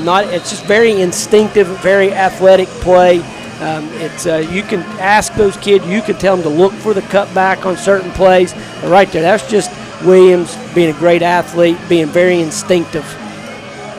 KCU now with 3 touchdowns in the second quarter, and Rodriguez a little pooch kick over toward the 30-yard line. It's off the defender, and I tell you what, Coach, they're signaling KCU football. We're going to wait and get an official signal, and yes, sir, KCU football.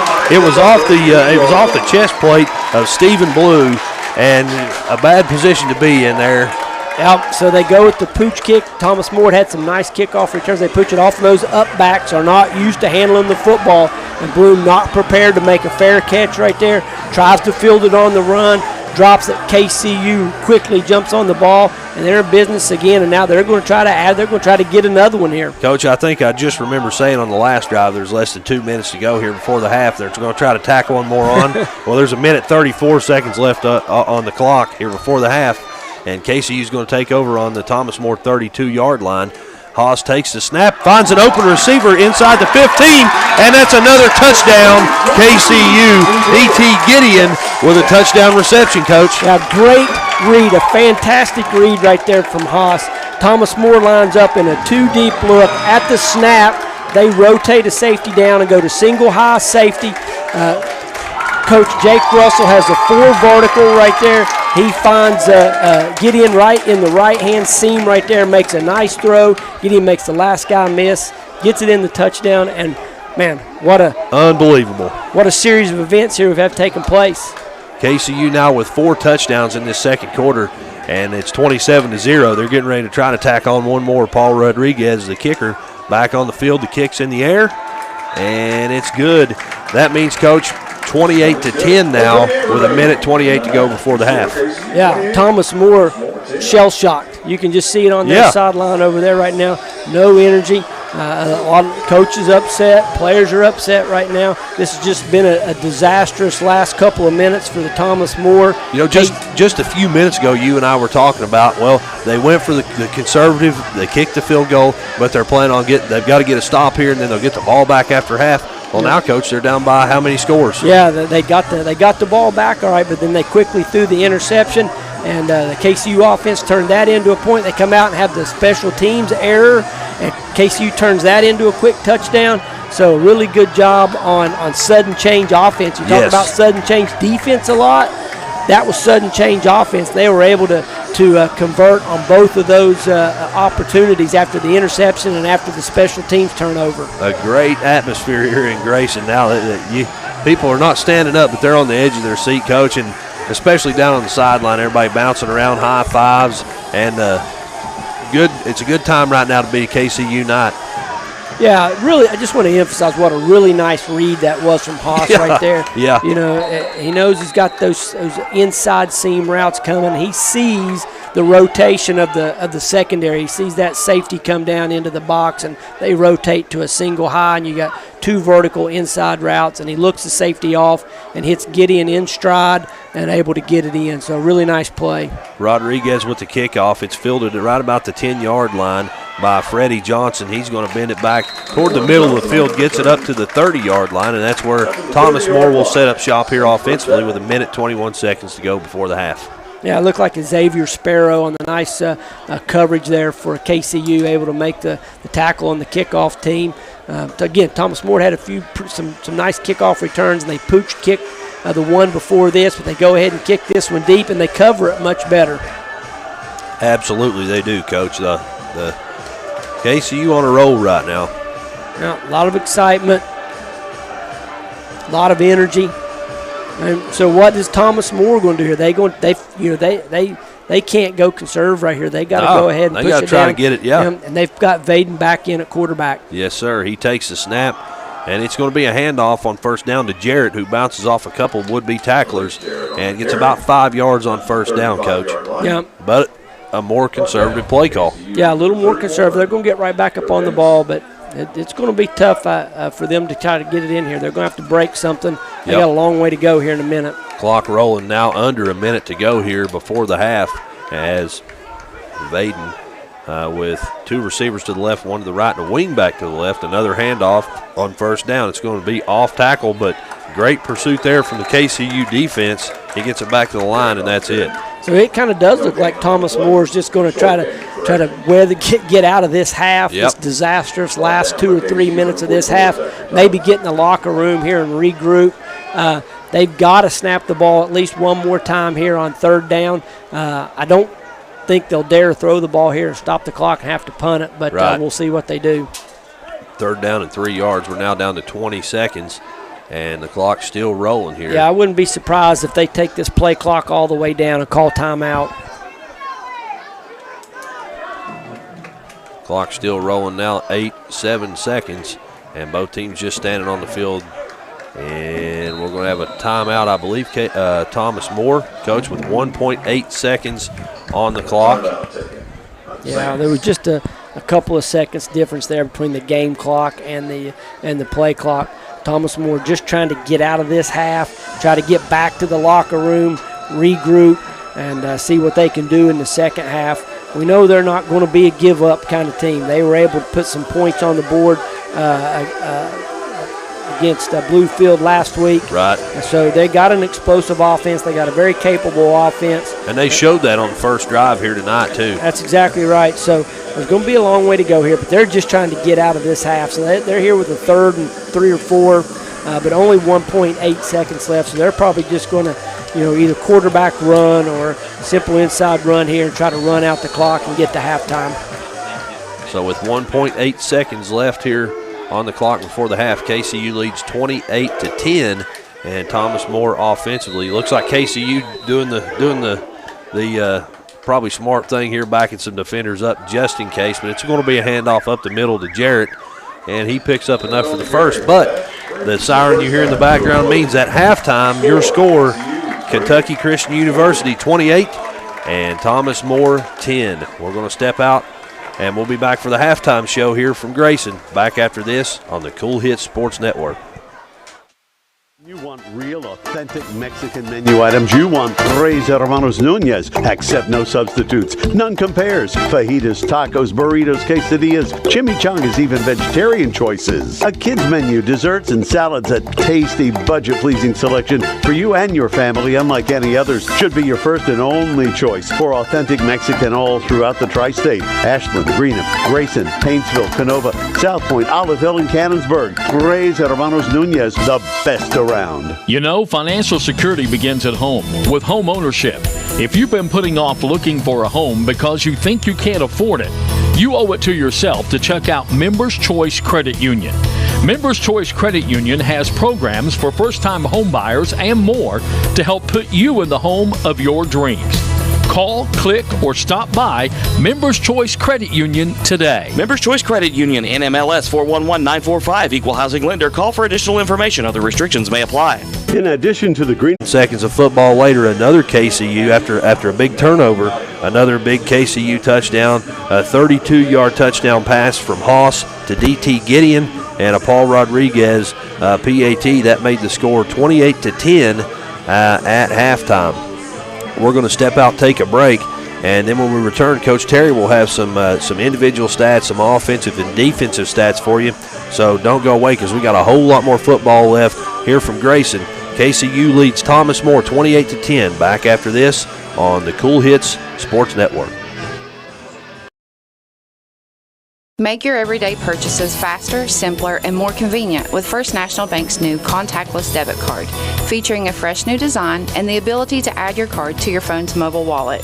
Your debit card has never been more secure. Simply look for the contactless symbol at checkout, Tap your contactless card or hold your phone over the terminal and your payment is processed in seconds without your card number ever being exposed.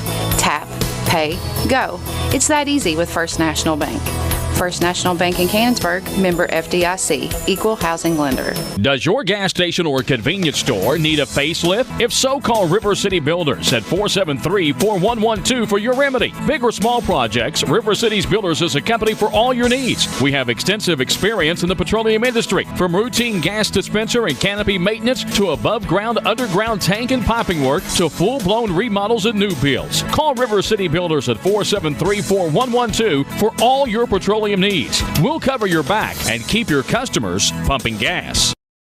When you have business away from home or a planned event far from your comfort zone, you're probably going to need a little help. Let A&A Porta Potties assist you with all your portable toilet needs. Whether on a construction site, planning for an outdoor wedding, or any other outdoor event, A&A Porta Potties are here to assist you. A&A Porta Potties also rents out storage containers, office containers, cooling fans, tables, and chairs. A&A Porta Potties, there is no event too big or too small for us to accommodate you. Kentucky Christian University is a private nonprofit university located in the beautiful foothills of eastern Kentucky. KCU offers both undergraduate and graduate programs, including the new Teacher Leader Master of Arts in Education degree. They also have an array of competitive sports. Kentucky Christian University is committed to focusing on Christ while helping students build character and prepare for their future careers. Visit kcu.edu to learn more or to schedule a visit on campus.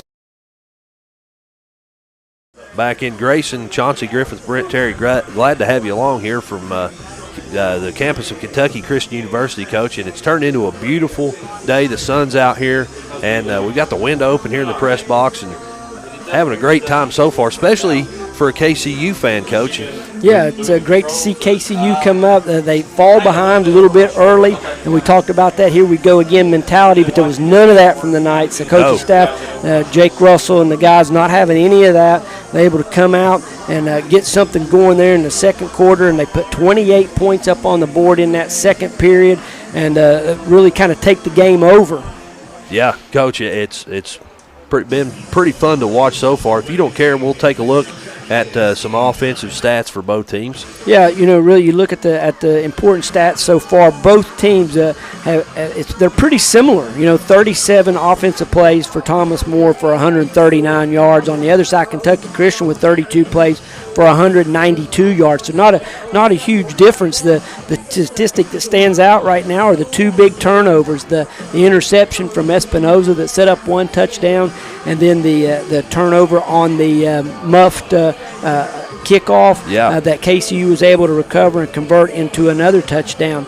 So 139 total of 2 yards for Kentucky Christian. They both have very similar in first downs. Thomas More with 10, Kentucky Christian with 13. Thomas More has rushed the ball 27 times for 100 yards. KCU 17 times for 101 yards. The passing yards is where the difference is at. Only 39 passing yards from Thomas More, and they had over 300 yards of passing last week against Bluefield. Right. So for the KCU defense to come in here and provide some pressure and provide really good coverage in the secondary to hold them to 39 yards of passing is outstanding, and one of the big reasons that they're in the lead here. KCU's counted for 91 yards through the air, and that's where we get the totals. Like I said, a couple of turnovers for Thomas Moore's led to a couple of touchdowns for Kentucky Christian. Penalties, as we go through that, the number of penalties, 3 penalties for Thomas More, 29 yards, 6 for 44 yards on the Kentucky Christian side.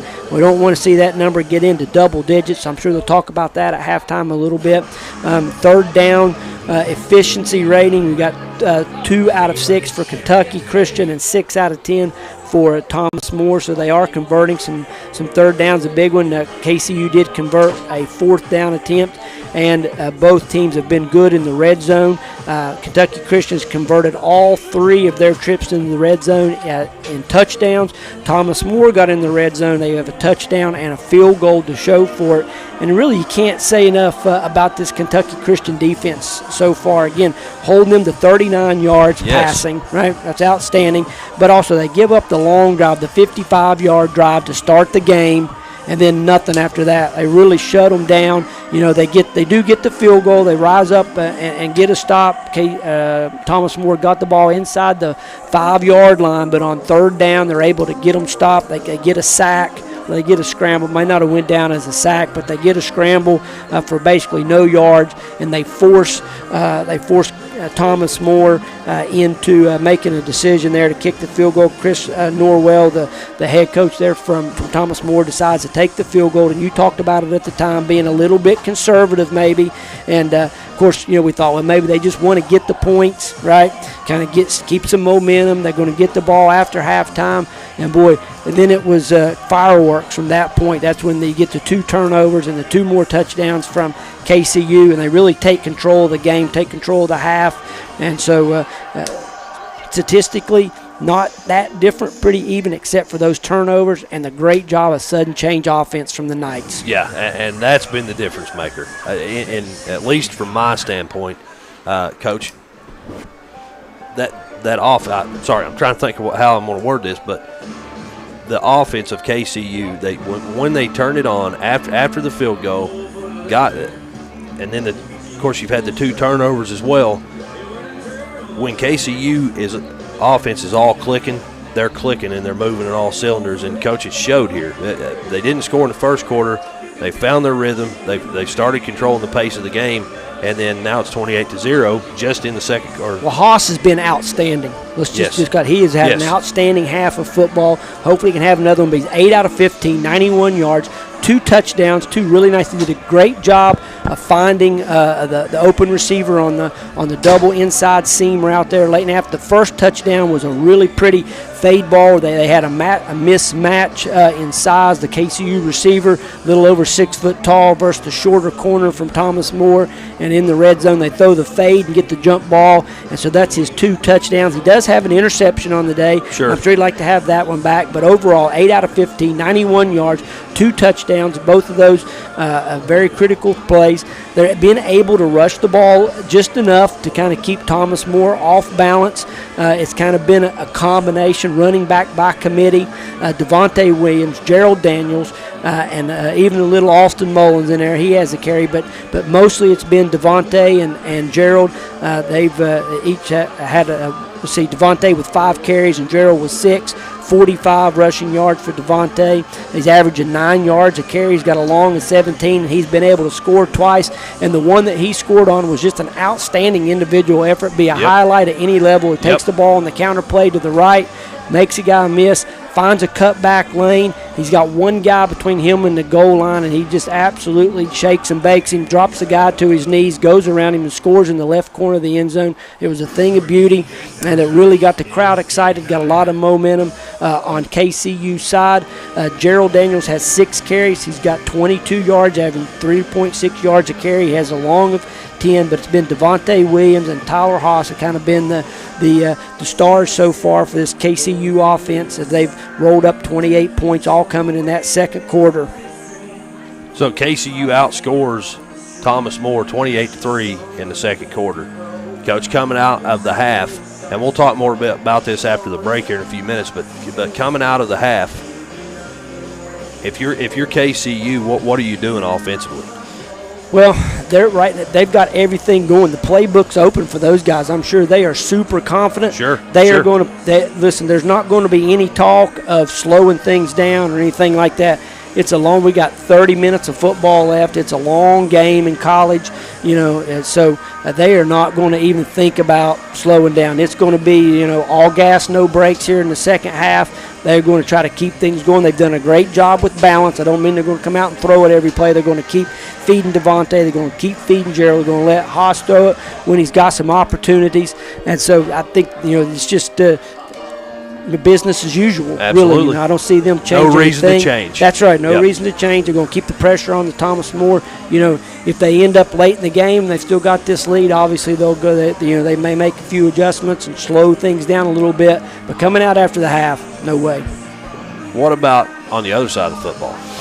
Well, defensively for KCU? Yes, yeah. Right. Yeah. Well, again, they've done a good job of mixing their pressures, with their coverage. They did a good job of kind of disguising. They've been able to play some mostly single high safety. They played much more man-to-man than they played last week. A lot of cover one. That's right, a lot of cover one. We got playing underneath man-to-man with a single safety free in the middle, a center fielder, if you will, kind of reading Espinoza's eyes, and that's worked beautifully. Mm-hmm. They're able to rotate that single safety down and play him man-to-man, go to cover zero some when they want to bring pressure. And the DBs have all done a great job of holding up in man-to-man. That's not the easiest thing to do. They've done a good job of holding up in that man-to-man coverage because of the pressure that they've been able to get on Espinoza. And basically, Ravon Baden has been completely ineffective as a passer, 0 for 3, no yards.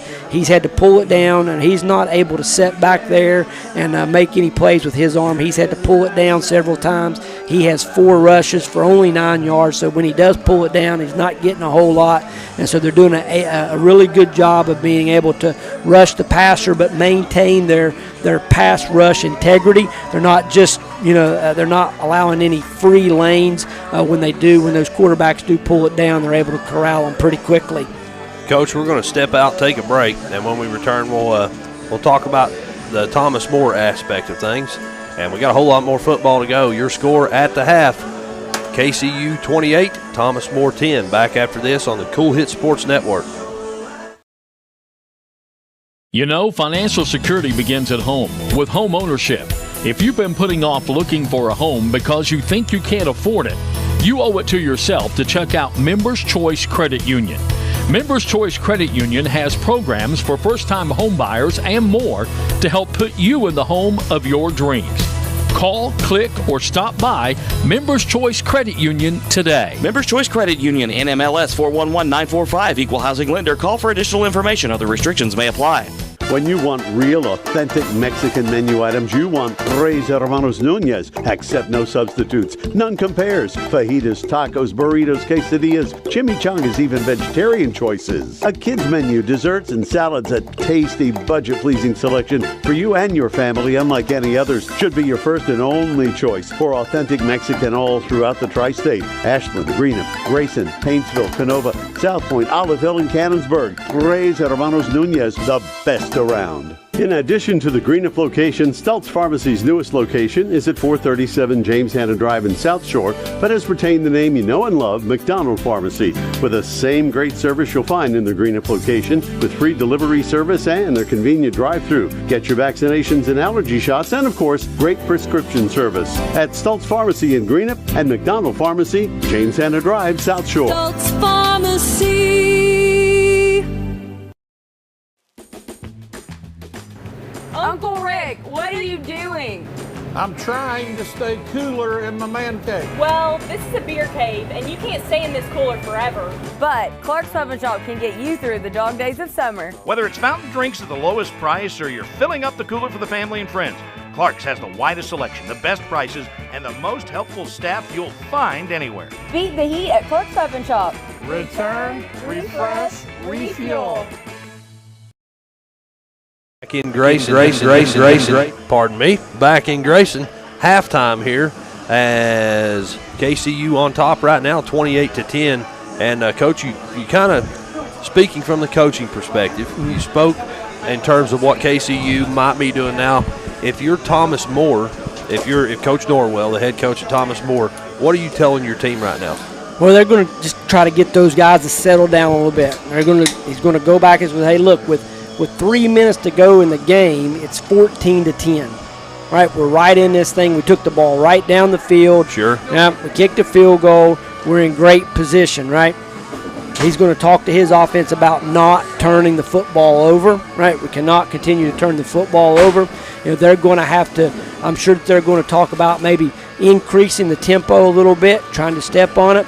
I'm sure that the offensive line coach for Thomas More is going to get after his guys a little bit, and they're going to try to shore up some of the protection to try to keep Espinoza clean. They've done a pretty good job of that tonight, but he's had a little pressure in his face at times. Quarterback coach and offense coordinator Brian Moore from Thomas More, they're going to get their guys together and just let them know, hey, we had an opening drive that was outstanding. We fed the ball to our running back Wills, and he did a nice. Not Wills. Malik Jarrett. He's had a few yards. He's run the ball pretty consistently tonight. They fed him the ball, I think, 17 times in that first half. I'm not 15 times for 70 yards. So they got a little something going with him, but they're in a position now. Down 28-10 is how long can they do that, right? They're going to get the ball coming out here in the half. And I'm sure they've tried to put together a few plays that the quarterback's comfortable with, that the O-line's comfortable with, that they can come out and get this thing moving. And if they get them a touchdown and get it back to 17-28 and they're right back in this ball game, that's kind of what they're thinking. Hey, let's go out and get this first touchdown. Let's get going, right? Have a little bit of emotion. Quit feeling sorry for ourselves, right? And get this thing in the end zone and make this thing a ball game. Coach, sounds like a plan to me. I think if they follow your advice, they might be on to something. What do you think? Well, we'll see. It's going to come down to can they move the ball through the air a little bit. They're going to be really disappointed. I'm sure that they're really frustrated and disappointed with 39 yards passing. After last week going over 3 bills, that's not them. So they're going to they're trying to figure out why that is and what they got to do to get one of their quarterbacks going, get a little bit of rhythm. Sure, some kind of momentum offensively. That's right, get some completions, get the ball out in some open space to their receivers. They've got some nice receivers. Freddie Johnson has got some moves that they can get him out there. He's really good in open space. Dowdy is good in open space. He had 7 catches for 141 and a touch last week against Bluefield, right. And today only 2 catches for 8 yards. So they're just not in rhythm. Credit KCU's defense, we're talking from the Thomas More perspective, right? So they're frustrated with that. They're saying, hey, we're better than this, right? We're going to get going, getting a little rhythm, and that's kind of what they're thinking. I believe coming out in the half, because they're going to be frustrated with this. They're going to find a way to throw the football, run it when they have to. I would not be surprised if they go ahead and put this game in Espinoza's hands. They haven't done much when Baden's been at quarterback. Right. I suspect, I know Espinoza had the bad interception, right? I realize that, but I think if it is to be for Thomas More, a comeback's in the cards for Thomas More, it's going to be Espinoza leading it. I can't disagree with you there, Coach. Hey, some scores to update you with from around the country. Still on delay, Texas A&M leading Sam Houston. With 3:30 to go in the ball game, Michigan on top of Colorado State 44-7. NC State in a battle down there, Coach, with ECU, East Carolina. NC State leading that one 21-14. Yeah, a little bit of a surprise. North Carolina State, one of the trendy picks to win the ACC. They had a really good team last year. Got a lot of kids coming back on that team, but East Carolina hanging around. They're no slouch. A long way to go. But NC State, that's deep in the fourth quarter, isn't it? Yeah. So only a 7-point lead there. That would be a shocker for sure. NC State's kind of been everybody's preseason darling. Yeah. Sometimes that stuff goes to your head a little bit. Yeah, teams that aren't used to having that preseason hype, and then you come out and, man, you got a big target on your back.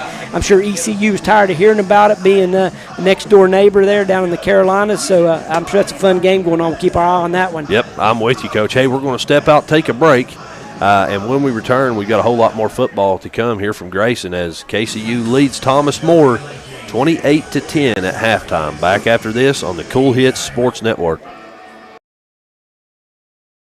Need some extra money for home improvements or other purchases? How about a home equity line of credit with absolutely no closing costs? We have some exciting news from our loan department at First National Bank. Right now, open a home equity line of credit at First National and we will pay all the fees at closing. Hurry into one of our 8 locations to take advantage of this great offer. First National Bank, Equal Housing Lender, member FDIC. Are you having trouble keeping your parking lot lit? Is customer safety one of your top priorities? If so, call River Cities Builders at 473-4112 for all your lighting needs. We have bucket truck and boom crane truck services. We have extensive experience in exterior lighting and parking lot lighting maintenance. No need to ever be in the dark again.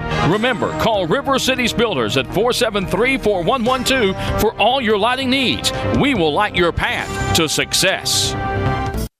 When you have business away from home or a planned event far from your comfort zone, you're probably going to need a little help. Let A&A Porta Potties assist you with all your portable toilet needs. Whether on a construction site, planning for an outdoor wedding, or any other outdoor event, A&A Porta Potties are here to assist you. A&A Porta Potties also rents out storage containers, office containers, cooling fans, tables, and chairs. A&A Porta Potties, there is no event too big or too small for us to accommodate you.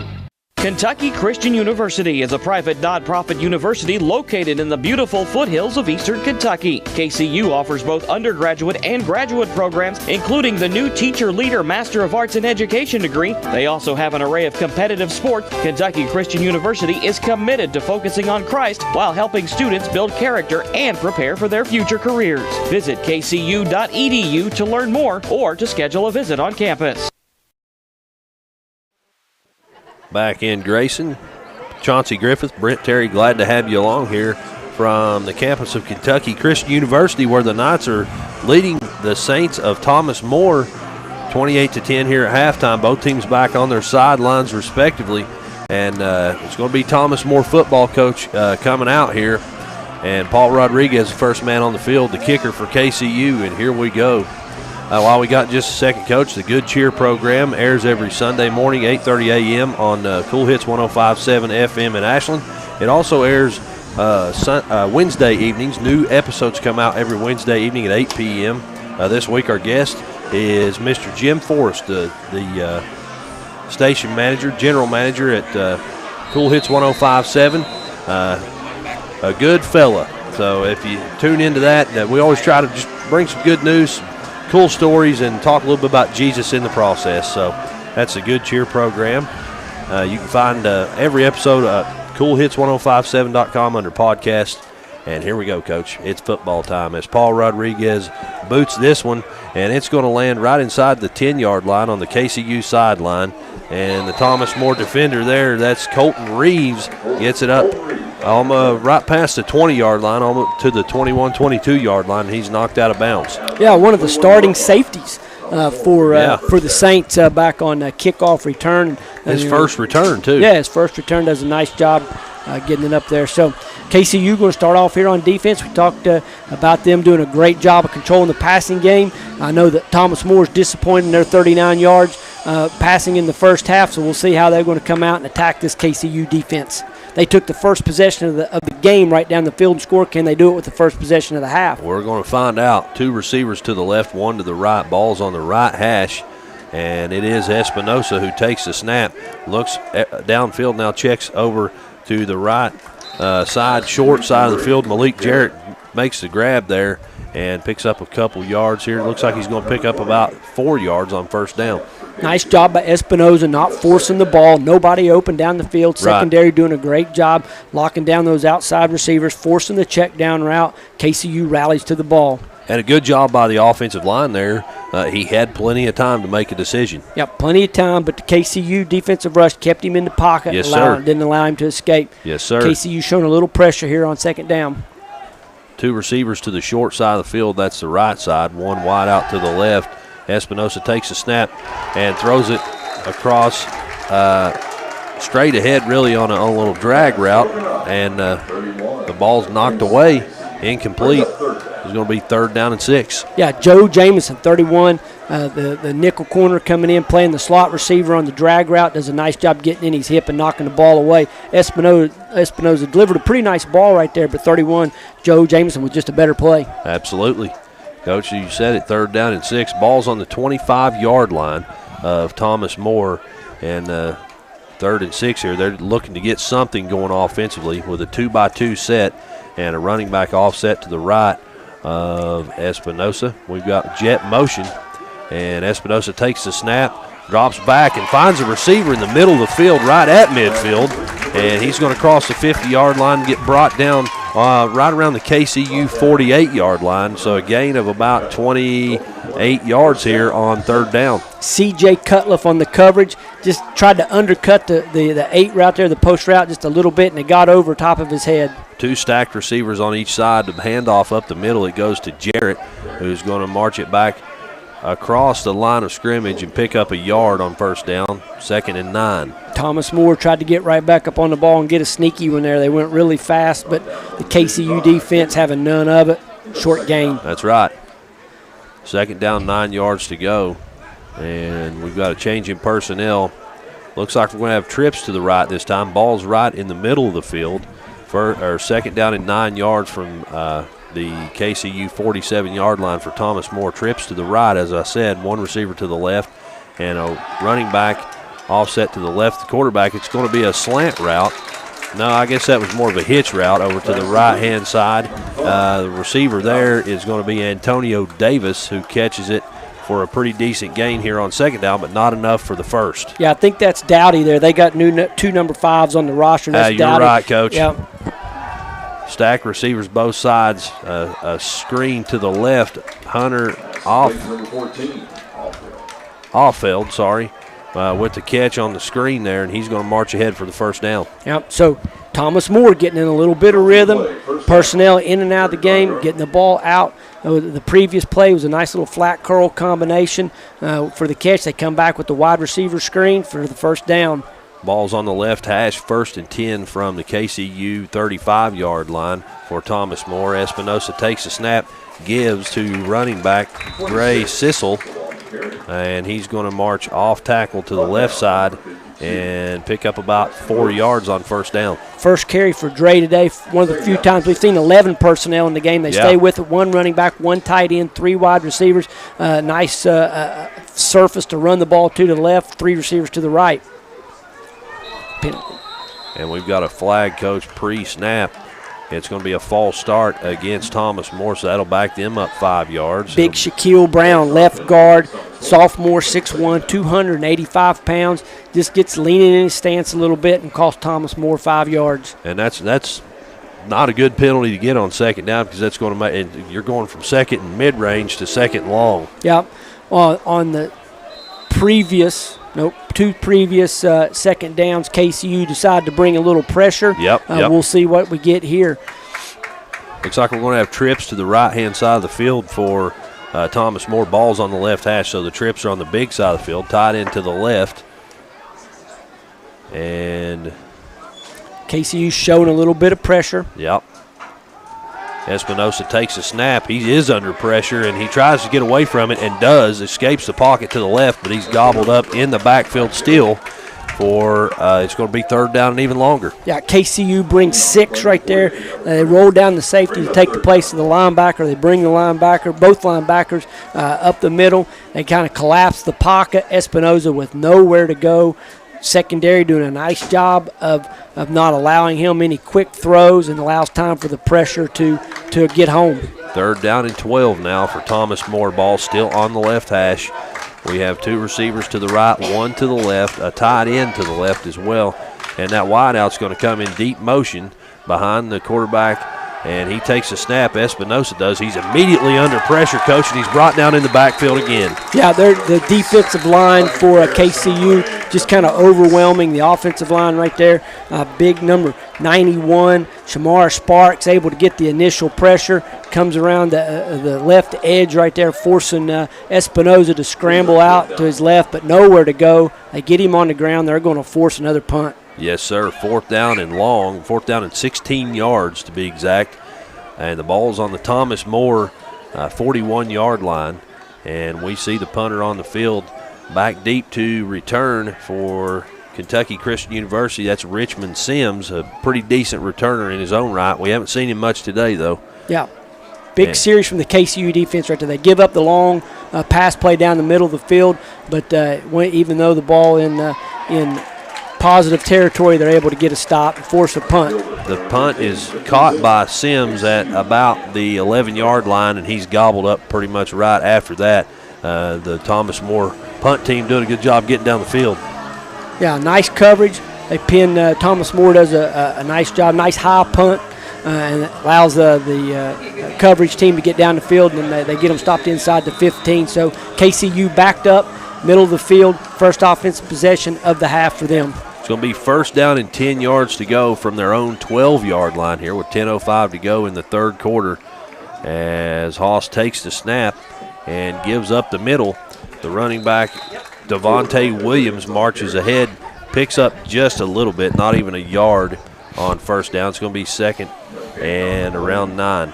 Yeah, not a lot there, but he slams it up in there and gets some positive yards out of it. KCU offense on the field here. We've got 2 receivers to the left side of the field, 1 to the right, and I believe a tight end, yes, sir, a tight end to the left. Running back offset to the left of Sims, or Haas, excuse me, quarterback. He takes a snap, fakes a handoff. He's under pressure, sprints out to the right, flips it as he's being tackled, and off to the races is Devonte Williams crossing midfield down to the Thomas More 40-yard line, Coach, and that's an example right there of a quarterback making something out of nothing. Yeah, there was a little bit of pressure there on the mesh point of that play. Haas pulls the ball under duress, just kind of finds Devonte Williams standing around there. Yeah. And he's able to just use his athleticism, beats the Thomas More defense right down the middle of the field. If it not for Christian Rice able to track him down and make the play from behind, it could have been another KCU touchdown. First down and 10 yards to go from the Thomas More 40-yard line. Clock rolling down to 9 minutes, and we've got a false start here on KCU, I believe, Coach. Yes, sir. So that's going to back them up 5. It's going to be first and 15 from the Thomas More 45. Yeah, unfortunately, that's right tackle Messiah Ripper there. Jumped a little bit early. The defensive end gave him a little flash movement there, and he wiggled a little bit, and that's going to be put them back first and 15. They're behind the chains. Trips to the left side of the field. Ball's over toward the right side of the field, close to the right hash. Trips to the left, 1 receiver to the right.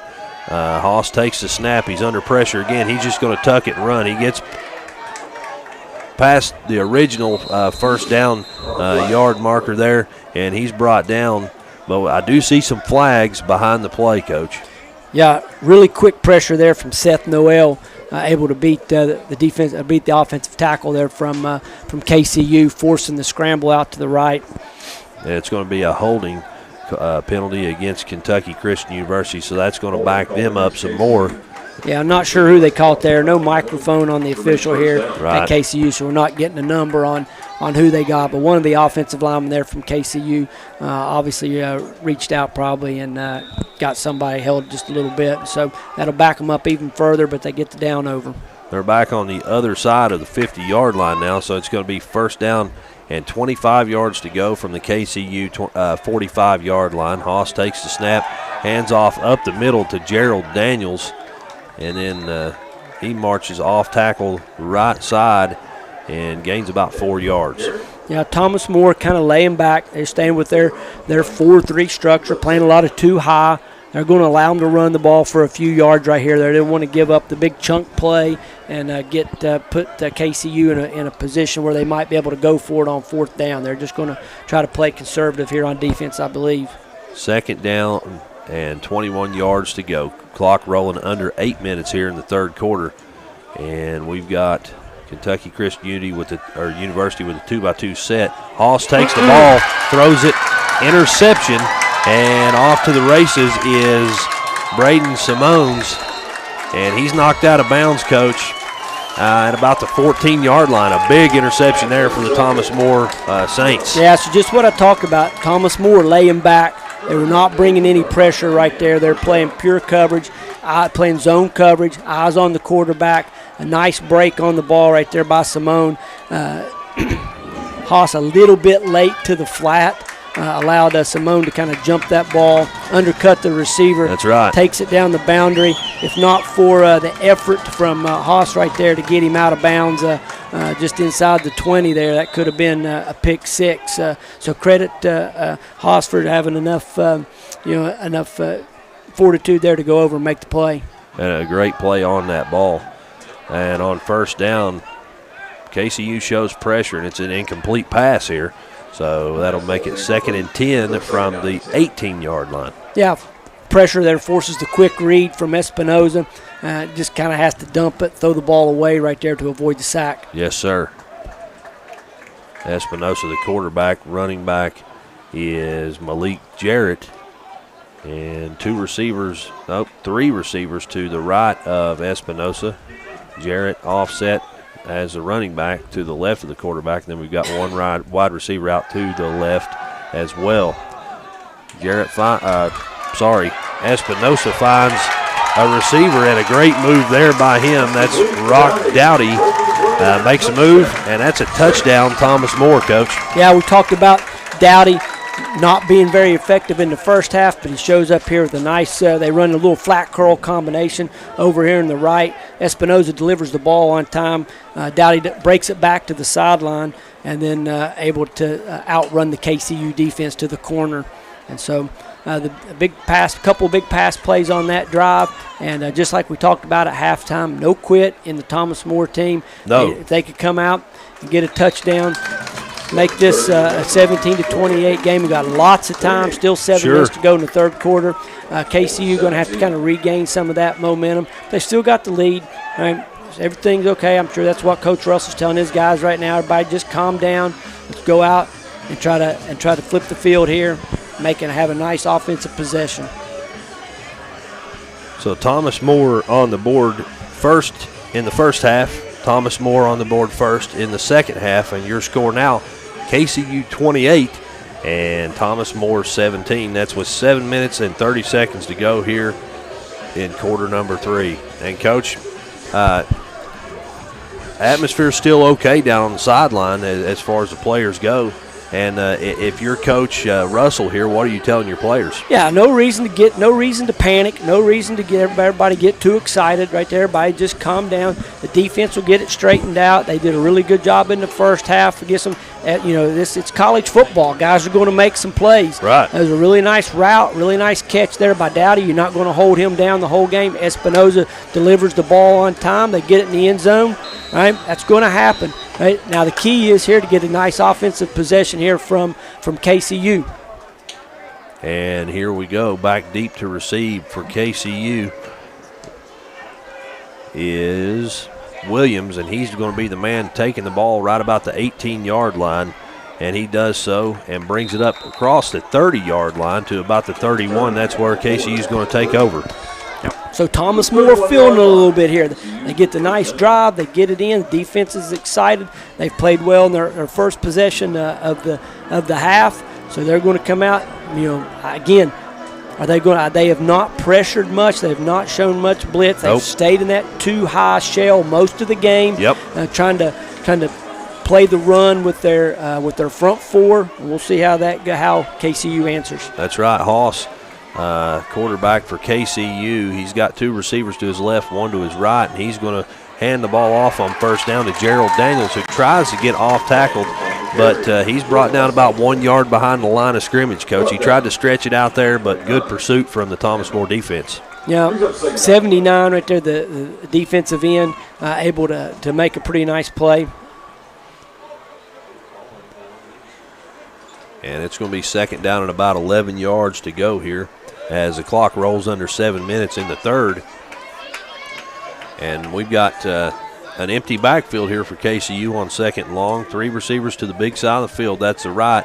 And it's going to be a handoff to the right, a jet handoff to Devonte Williams. He's going to get the edge, cut it up, and get about a 7-yard gain here, Coach. That'll make it 3rd and 4. Little read play there. That's called a bash concept. You're pulling the guard and tackle back to the left right there. The back is going to the right. The quarterback's going to read the right defensive end. If he runs up the field, you hand it to the running back on the counter play. If he crashes, if he tries to follow the guard, then the quarterback will keep it. 2-by-2 set. The receiver goes in motion, and this time Haas is going to keep it himself and run it straight upfield and get back to the line of scrimmage. No gain here.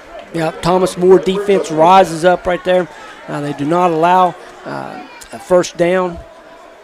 They did a really nice job of playing the bash concept on the previous play, then the design quarterback run here on third down. KCU elected not to throw the football right there. Right.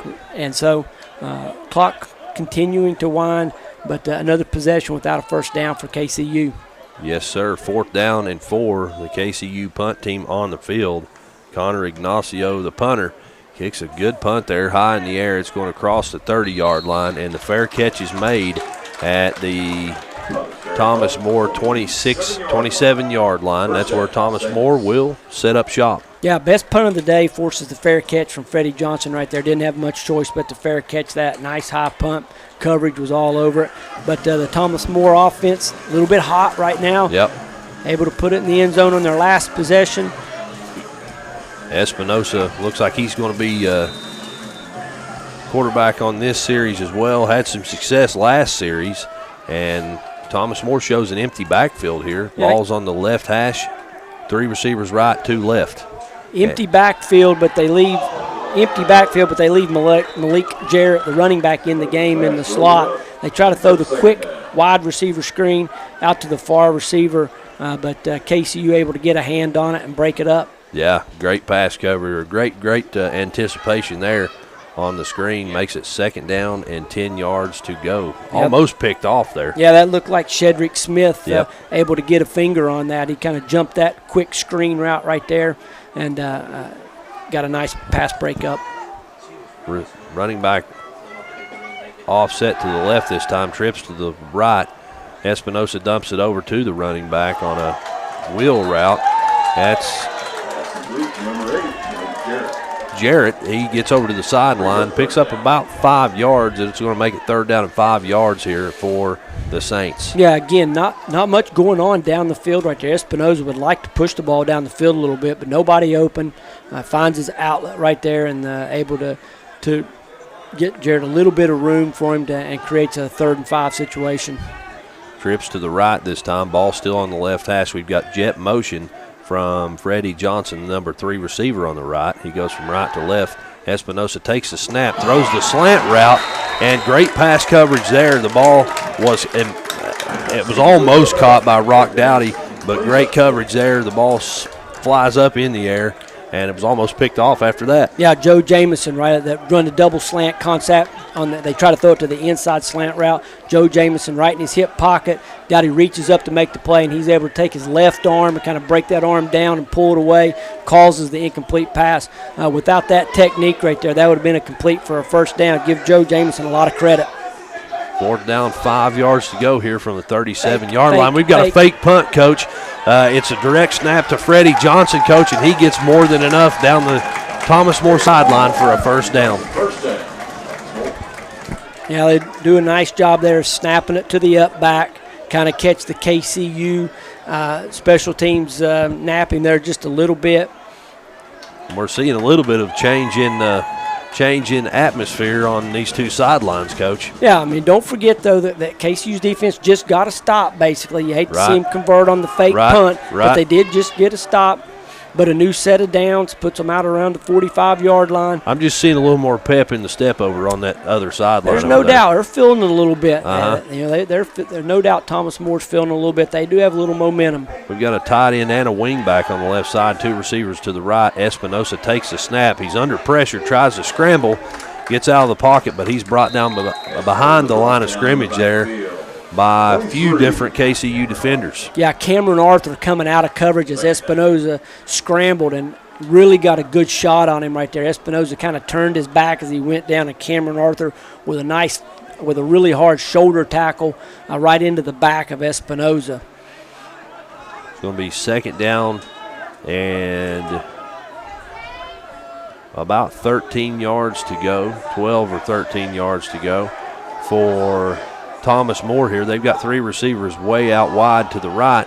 It's a designed run to the quarterback, Espinosa. He takes the snap, moves forward, and gets it back to the line, and he's gobbled up again. Yeah, asking a lot of Espinosa right there. He takes the big hit from Arthur in the play before, and you come back with the quarterback draw on 2nd down. I guess trying to get it into manageable 3rd, but no doing the defensive line from KCU gobbled that up pretty quick.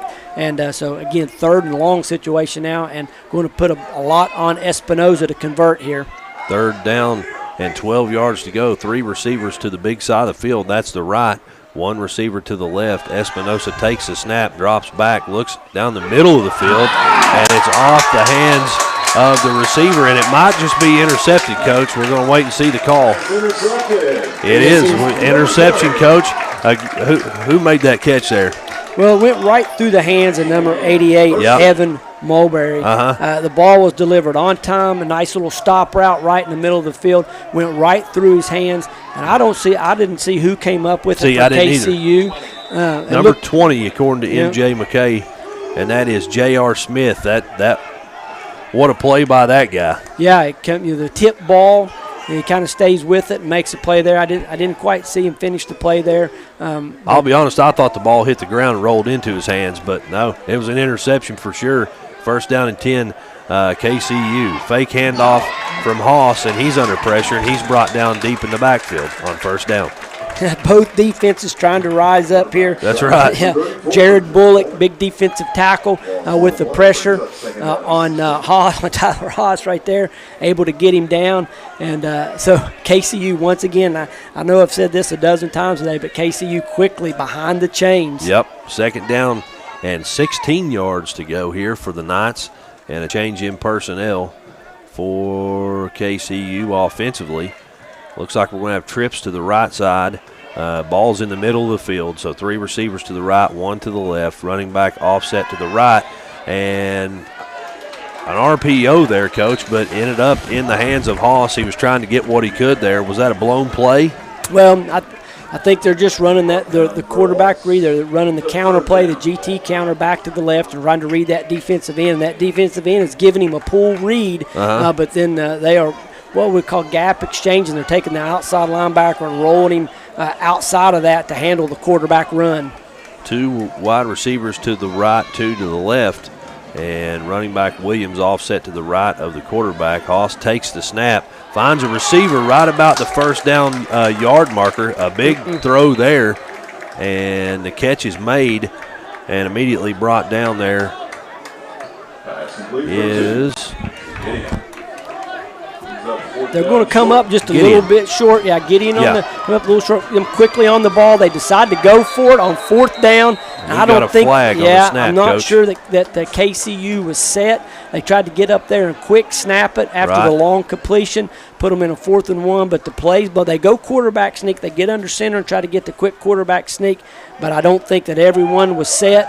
And that is the case. We see we're going to get illegal procedure, and I would bet that's going to bring out the punt team. I would think you are correct. I see a lot of movement down on the sideline, and it's going to be 4th down and about 6 yards now on the KCU side of midfield. Yeah, a really nice throw and catch there. Tyler Haas with a really nice throw down the field. They just come up 1 yard short around the 50-yard line there, but then they try to go up and get the quick snap in order to get the 1st down with the quarterback sneak. But Thomas Moore shows pressure on the punt. It's in the hands of the punter. He gets it off and knocks it down to around the 20-yard line where it's fielded by, that's right, lots of room. Freddie Johnson. He bends it over toward the KCU sideline, gets it across the 40 to about the 46-yard line, 45, 46. That's where he's knocked out of bounds. So about a 25, 26-yard punt return. He gets it back almost to midfield, Coach. Yeah, knocked out of bounds there by the punter. Really nice return, brings it back to the field. And sometimes when you go for a block like that, it makes the coverage team block just a little bit longer, and they were a little bit late getting down the field. And was that Freddie Johnson? Who was on the return? Yeah, Freddie Johnson. Yeah, Freddie with a really nice return right there. It gets them back up to the 45-yard line. And KCU defense showing pressure here already here on 1st down. We've said a lot of single high safety, no safety right now. 3 receivers to the left, none to the right, and it's a handoff up the middle. It's going to go. The running back here, Malik Jarrett, tries to get off tackle to the short side of the field. Not able to get the edge, though, and he still gets about 1 yard. Yeah, the pressure pays off right there. They bring Cameron off the edge, but it was defensive tackle Trent Hill that came free and had him wrapped up in the backfield.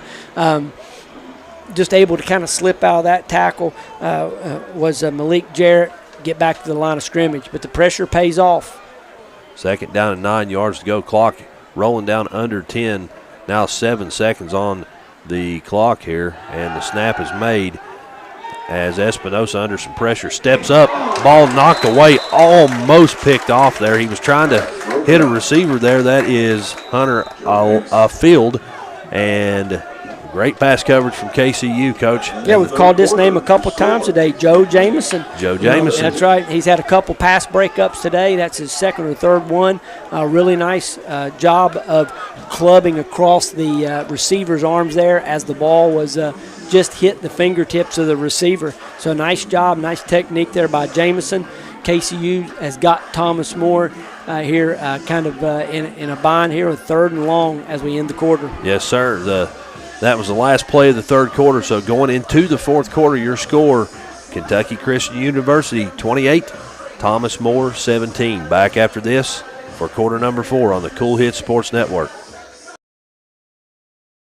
Kentucky Christian University is a private nonprofit university located in the beautiful foothills of eastern Kentucky. KCU offers both undergraduate and graduate programs, including the new Teacher Leader Master of Arts in Education degree. They also have an array of competitive sports. Kentucky Christian University is committed to focusing on Christ while helping students build character and prepare for their future careers. Visit kcu.edu to learn more or to schedule a visit on campus. With loan rates at or near historical lows, now is the time to talk to one of the experienced loan officers at First National Bank.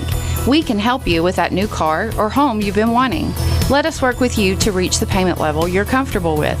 You can now access our loan application online at fnbgrayson.com or give us a call today at 606-928-0000 and we can make your loan happen. First National Bank in Canonsburg, member FDIC, equal housing lender. Down. Pass to across the middle of the field to Tyler Meal, and another first down here, a gain of about 14 yards. And here we go, first down and 10 from the 43-yard line. Handoff goes to Jared up the middle. He gets off tackle, gets about 2 yards, and he's gobbled up by a few defenders there. In on the tackle was number 48, linebacker Ellis Reed.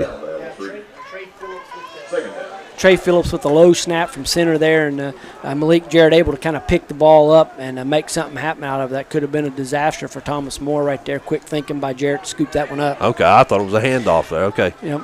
2 receivers to the right, 1 to the left, wing back to the right as well. Running back in the backfield, offset to the left of Espinosa, and he's under pressure, and a big sack in the backfield. 3 different KCU defenders in on that sack there, Coach. Yeah, Jalen Muhammad, that's a name that we hadn't called yet today. KCU elects to bring pressure, and again, it pays off. They've brought pressure numerous times. They've kind of picked their spots. They haven't brought it all day. They've picked their spots. They've picked them wisely, and that time they're able to overwhelm that Thomas Moore offensive line. Jalen Muhammad gets home and gets the sack. Yeah, that was a loss of about 8 yards there. So we go from 2nd and 9 to 3rd and 17. So a big change in the complexion of what you might do here. And we've got a player down on the field, Coach, and Joe Jamison making his way up. He's getting off the field on his own accord, so glad to see that for sure. Yeah, that's a name we've called several times. Absolutely. He's made a bunch of plays in the secondary for the Knights today, so I don't want to lose him, but he looks like he's going to be able to shake it off. I wouldn't be surprised to see him back in there here in just a little bit. Yeah. Thomas Moore in a bad way right here. 3rd down, they're way behind the chains. 18 yards. Yeah, 3rd down at 18. They're on their own side of the field on the 49. Espinosa, can he bail them out again? Here we go. He's in the gun, running back to his right. He drops back, looking downfield. Yep. Sprints out to his right, and he finds an open receiver well past the first down marker. That is Freddie Johnson, who's going to fight for some yards, make a couple moves there with defenders in his face, gets it down inside the 20-yard line. Yeah, so KCU doesn't bring the pressure. D-line doesn't get any pressure, and Freddie Johnson able to get free on a little sail route, and Espinosa sticks it on him for a big gain. And just as I said, wondered if he could. Espinosa does, bails him out with a nice play. That's right, Coach. Espinosa takes it. This time it's a designed run, a draw play. Steps back and marches up the middle of the field, Coach, and he goes to slide, and he's hit as he does, and we've got a flag way after the play. Yeah, that's the first time we've seen the quarterback draw a couple times in this game. That's the first time we've seen Espinoza go down to slide. So the kids coming up from the KCU secondary are not expecting Espinoza to go down right there. Right. And he does. And so they were kind of already committed to making that tackle. And he's a big kid, Espinoza. He does not go down easily. He ran very hard early in the game. And so the KCU kid was kind of committed, and when Espinoza slid, he kind of got him in the head. So we'll see if we'll get our first targeting call. And we do. We do. Wow. KCU side of the stands here not very happy about that call. And like you said, though, Coach, he was already committed to making the call. It is what it is. Not saying it's a bad call, but that's going to move the ball closer to the end zone for Thomas Moore. So go along with the 15 yards in the targeting call. Zach Thomas, number 44, is going to be ejected from the game. Oh, wow. I did not catch that part. Yeah, so anytime you get a targeting call with forceful, contact to the head or neck area in college football, if you get a targeting call out of that, then that player is going to be ejected. And, at the NAIA level, at Division I, you get a video review of those automatically. But here we don't get that. You got to go with the call on the field. Just kind of a tough situation for Thomas to be in because Espinoza's been running the ball hard all game. And he comes up to make the tackle at the last minute. Espinoza goes into a slide, and he hits him in the shoulder and head area, and it kind of looked bad. And so he draws the flag and the ejection. I misunderstood what you said there. Yeah, a handoff goes up the middle to Jaden Hall. He's going to get it down around the 5-6 yard line, so a pickup of a couple on first down. I thought you were saying that number 44 was being ejected on top of the player as well as the play. I thought we were having two players ejected. I was like, whoa. No. Yeah, I'm with you now. Yep. So it's going to be second down and goal from about the 6 yard line. And Thomas Moore looking to punch it in here. Yeah, they're in no hurry. They're taking their time. That's right. 12 and a half to go in this ball game here in the fourth quarter. Interesting that Jaden Hall's in at running back right now. Yeah. Malik Jarrett been in most of the game. Hall lined up in that spot. Johnson goes in motion. A lot of motion. A lot of motion, back and forth motion, I guess you'd call that. Espinoza takes the snap under pressure, sprints out to his left, and gets it back around the line of scrimmage. It's going to be third down and goal from the 6. Yeah, he was looking, trying to get that ball there to the outside receiver, Dowdy, but covered well, had to pull it down, scrambles back across the field. KCU does a nice job of coming out of the coverage and making the stop there. So another third down. Yep. And we'll say it again. Can Espinoza bail him out on a third straight third down? We're going to find out here, Coach. Trips to his right. He takes a snap, looks into the end zone, finds an open receiver, but it's off his hands, Coach. Yep. A great pass, just dropped by Rock Dowdy. Yeah, both outside receivers running little double square in routes right there. Espinoza delivered a pretty good ball, but also pretty decent coverage by the KCU corner right there. That's Cameron Arthur. That's number 20, J.R. Smith. He did a good job of knocking that ball away. Pretty good throw, pretty good coverage. Looks like they're going to run the field goal team out. Another conservative call here. Kennedy on, and no, that's not Kennedy. That's Coran, and his kick is wide left, Coach. I was waiting to see the call there, and it is wide left, no good.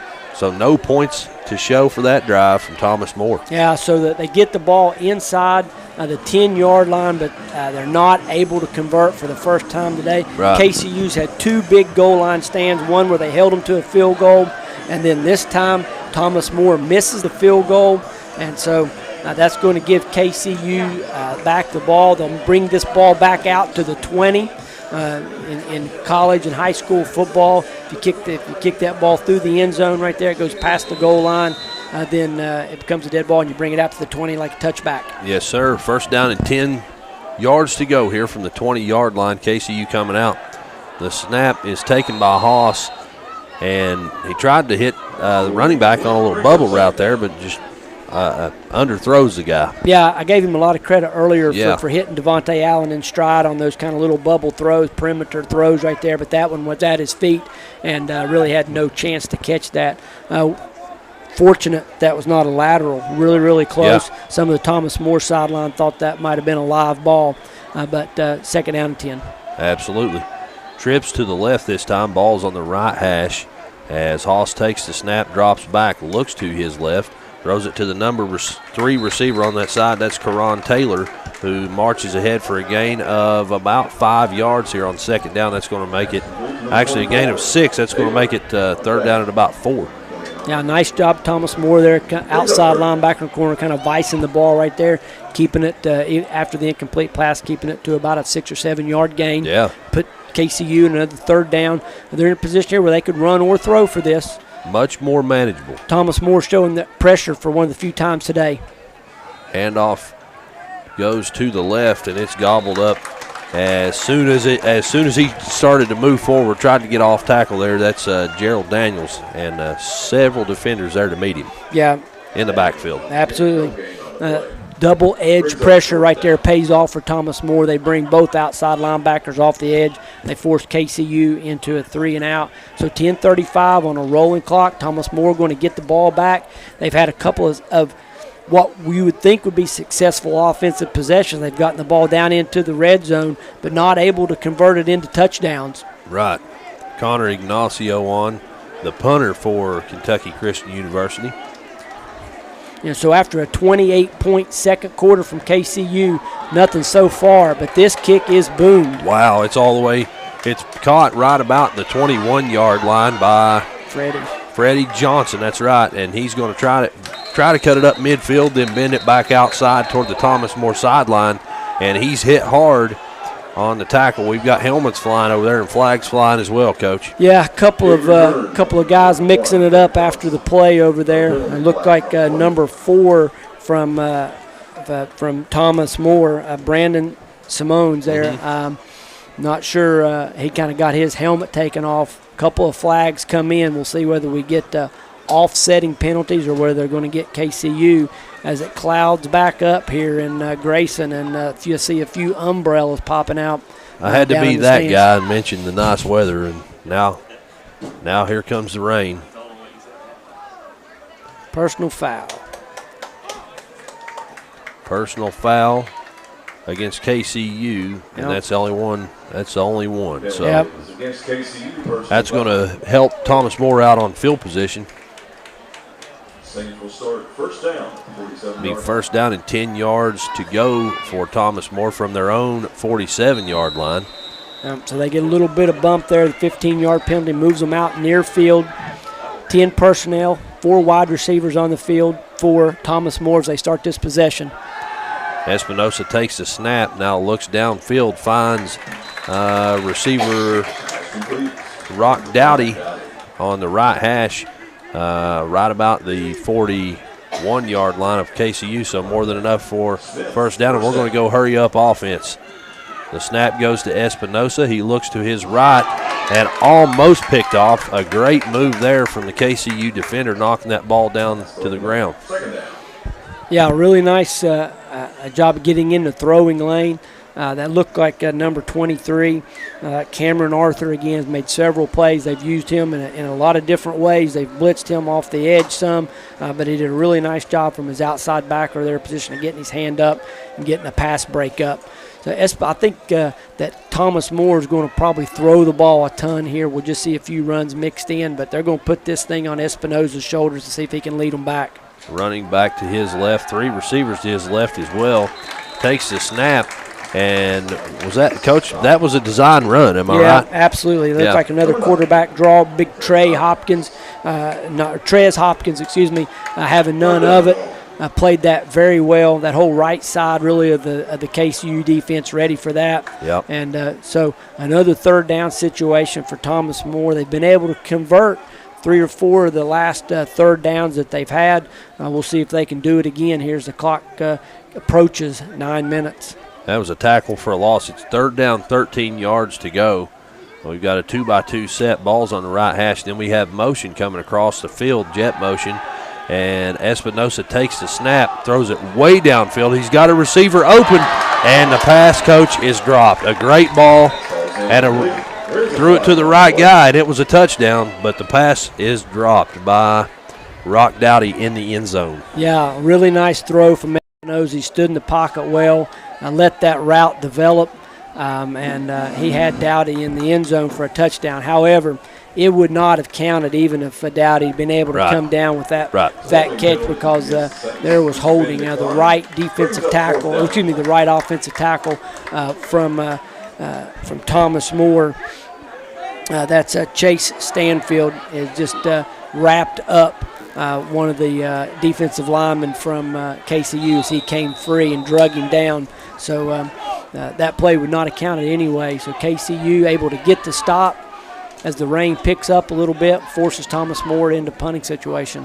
Elgin Phillips on to punt the ball for Thomas More, and Sims back deep to return. His feet are on the 10-yard line. He's going to let that ball roll, and it takes a KCU bounce, but it's immediately downed by the punt team right about the 11-yard line. So that's where KCU will take over with 8:53 to go in this ball game, and a 28-17 lead.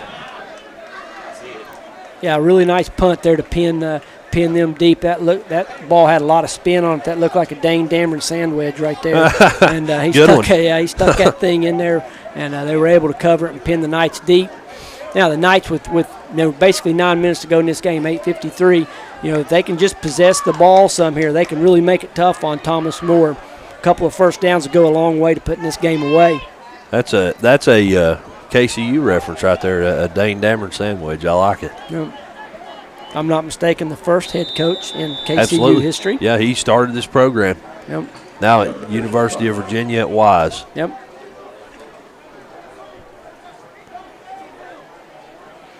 And, Coach, do we have a weather delay?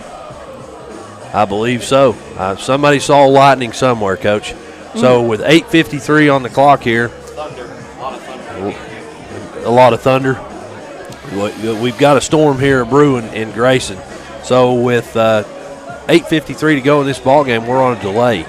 KCU leading 28-17, and we're going to step out and take a break, and we'll be back after this on the Cool Hits Sports Network.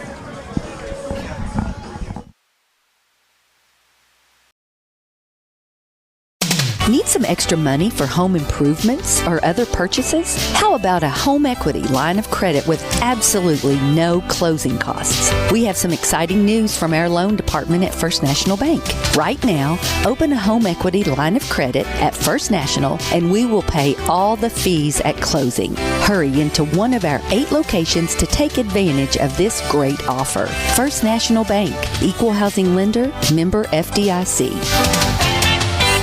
Does your gas station or convenience store need a facelift? If so, call River City Builders at 473-4112 for your remedy. Big or small projects, River City's Builders is a company for all your needs. We have extensive experience in the petroleum industry, from routine gas dispenser and canopy maintenance to above-ground, underground tank and piping work to full-blown remodels and new builds. Call River City Builders at 473-4112 for all your petroleum needs. We'll cover your back and keep your customers pumping gas. When you have business away from home or a planned event far from your comfort zone, you're probably going to need a little help. Let A&A Porta Potties assist you with all your portable toilet needs. Whether on a construction site, planning for an outdoor wedding, or any other outdoor event, A&A Porta Potties are here to assist you. A&A Porta Potties also rents out storage containers, office containers, cooling fans, tables, and chairs. A&A Porta Potties, there is no event too big or too small for us to accommodate you. Kentucky Christian University is a private nonprofit university located in the beautiful foothills of eastern Kentucky. KCU offers both undergraduate and graduate programs, including the new Teacher Leader Master of Arts in Education degree. They also have an array of competitive sports. Kentucky Christian University is committed to focusing on Christ while helping students build character and prepare for their future careers. Visit kcu.edu to learn more or to schedule a visit on campus. Racing on a weather delay, and a big thanks to MJ McKay and Dee and James Collier, everybody, for helping me out here today with Cool TV and especially MJ turning the knobs for me there, keeping me going here. But we're on a weather delay, Coach, with 8:53 to go in this ball game. 28-17 the score, KCU leading, and it's going to be a 30-minute weather delay. Yeah, at least 30 minutes here. They've sent both teams back to the locker room. They've got the fans have been asked to vacate the bleachers and return to their cars. So it's going to be an extended break. Yep. Both teams will kind of get to go in and, almost like a second halftime, really, and talk about some things. The kids are going to cool down. It's going to be a while because when they bring them back out, they'll have to let them get warmed back up. And so it's going to be a while here before we get football going again. But KCU's in a really good spot. There's only 8:53 left in the game. They got a 28-17 lead. So it's going to be an exciting finish here. Thomas Moore's going to go in, try to put together a plan of how they can come up with a couple scores here, see what they can do. So, but it's going to be a little while. Going to be a while. So you know what we're going to do? We're going to send it back to Mr. Dwayne Elliott at the station, and we'll be back with you whenever action resumes here from Grayson. Again, your score from Grayson, Kentucky, the campus of Kentucky Christian University. The Knights of KCU lead 28-17, and we'll be back whenever action resumes here in Grayson.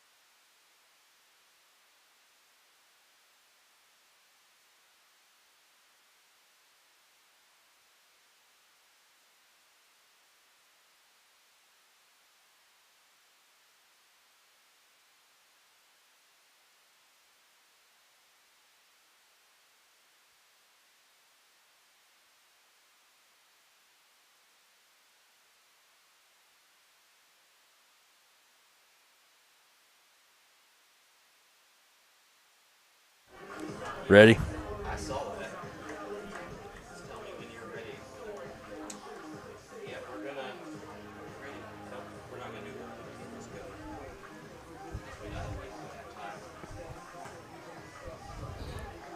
Oh, wow.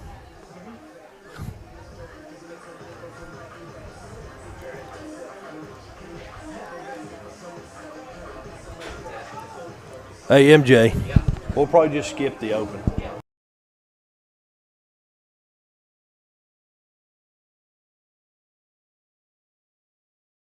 Okay, thank you.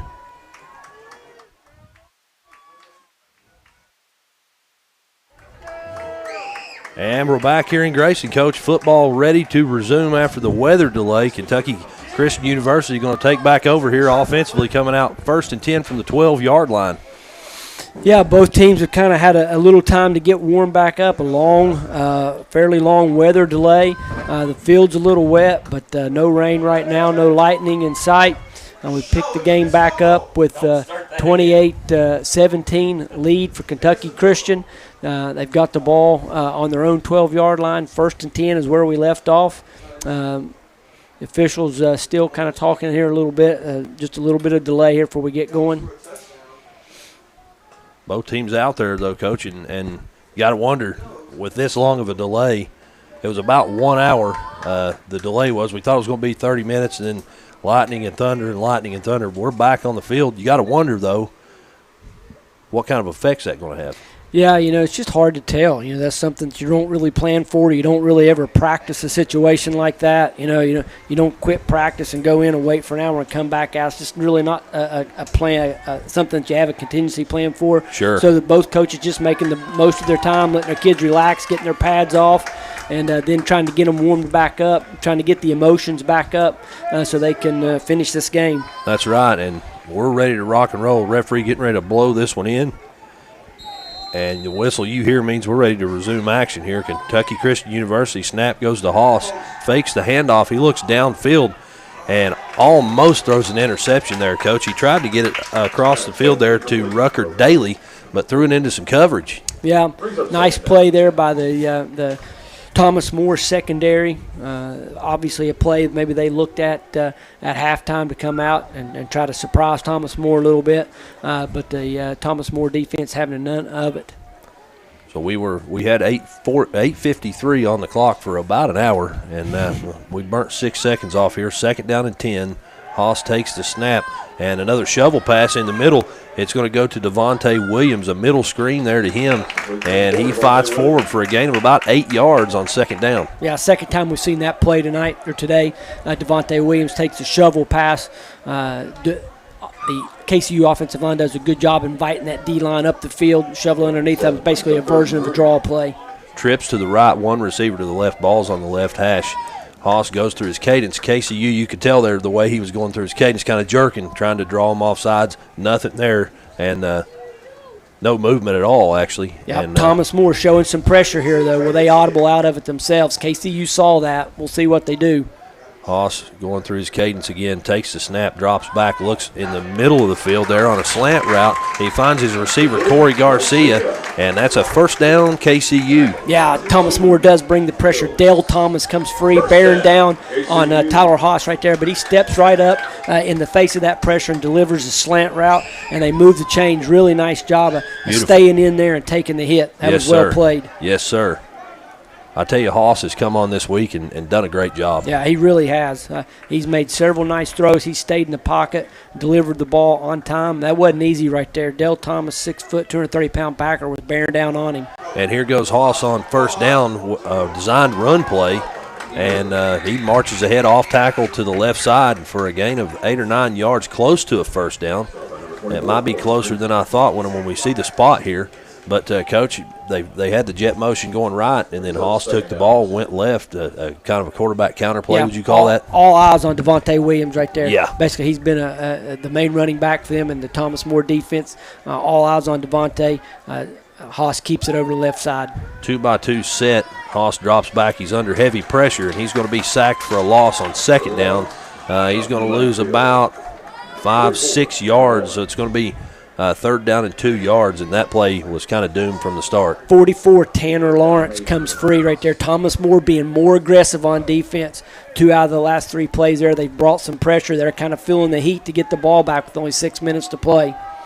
The clock is rolling. We're down to 6:32 on the clock, and it's rolling. 2-by-2 set. Ball over close to the left hash. Haas takes the snap, drops back, looks downfield. He's going to air one out down the KCU sideline. Throws it. Well, the ball was not catchable. A good read there, but the ball just too short for the receiver Rucker Daly there to grab. Yeah, they had the coverage they wanted. They got one-on-one on the outside, made a pretty nice throw. But the coverage was there, pretty good there from Brandon Simones.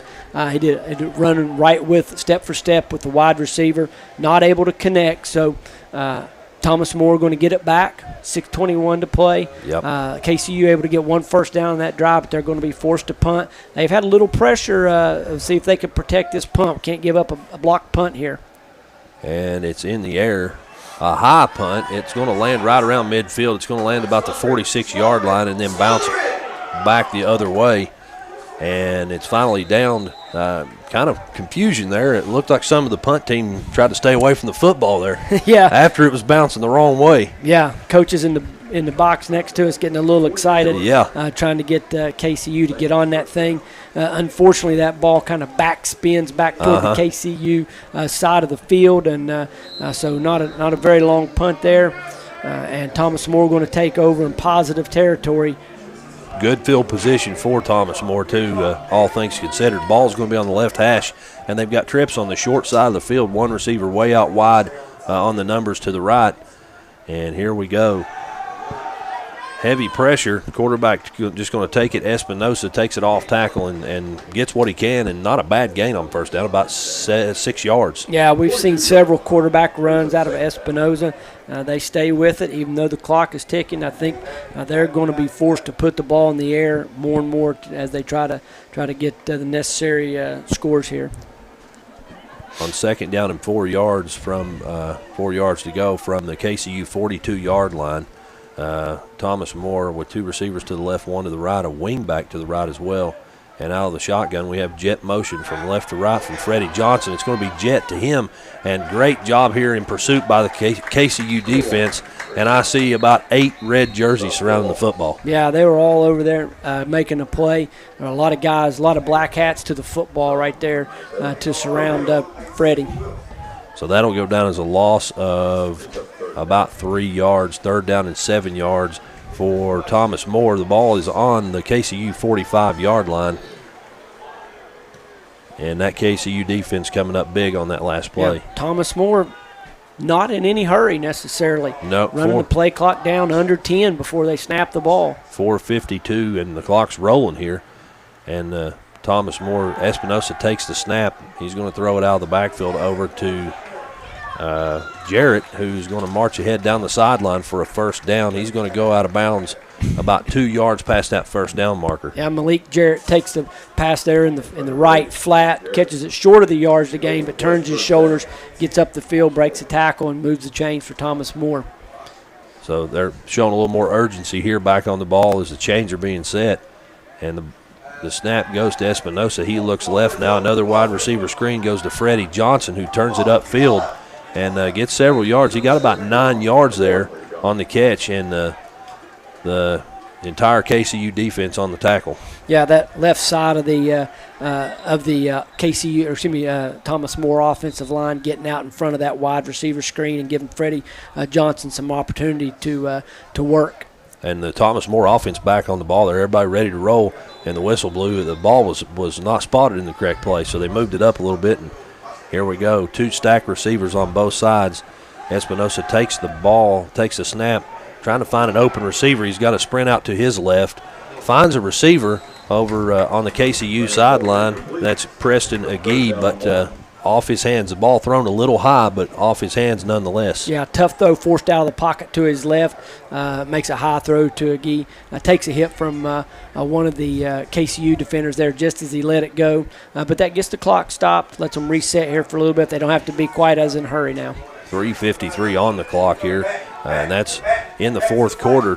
Three receivers to the short side of the field. That's the left. Espinosa takes the snap, looks right. Now he's going to look way downfield. He has an open receiver in the end zone, and it's caught by Brandon Simones for a 28-yard touchdown for Thomas Moore. Yeah, they get KCU in man-to-man single coverage right there.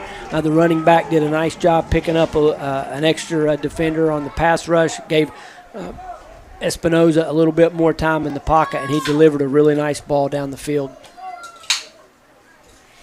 They'll leave the offense on right here and go ahead and try to pick up the 2-point play. So a 2-point conversion here would put them within a field goal of tying the game, Coach. That's the thought process. Absolutely, yeah. You got really no choice here. An extra point does you no good. You might as well go on and go for 2, get it down to a 3-point score, 3-point game. And here we go. The pass goes to the left. Good pass coverage there, and it's off the hands of Freddie Johnson. I don't know that he got a hand on it, but the pass incomplete nonetheless. Yeah, they tried to get Freddie Johnson out in the flat right there at the little rub route, but the ball thrown a little wide of the mark, and so that's a big stop for the KCU defense. They give up the long throw for a touchdown right there, but they held on the 2-point conversion. That keeps it at a 5-point game, and so that'll force Thomas Moore to get a stop, get the ball back, and then score a touchdown. No field goal. Field goal will be worthless here. Yeah, that puts that certainly puts KCU in a favorable position right there. That was a big stop on the 2-point conversion. Absolutely. As both teams on their respective sidelines here. 3:36 to go in the ball game.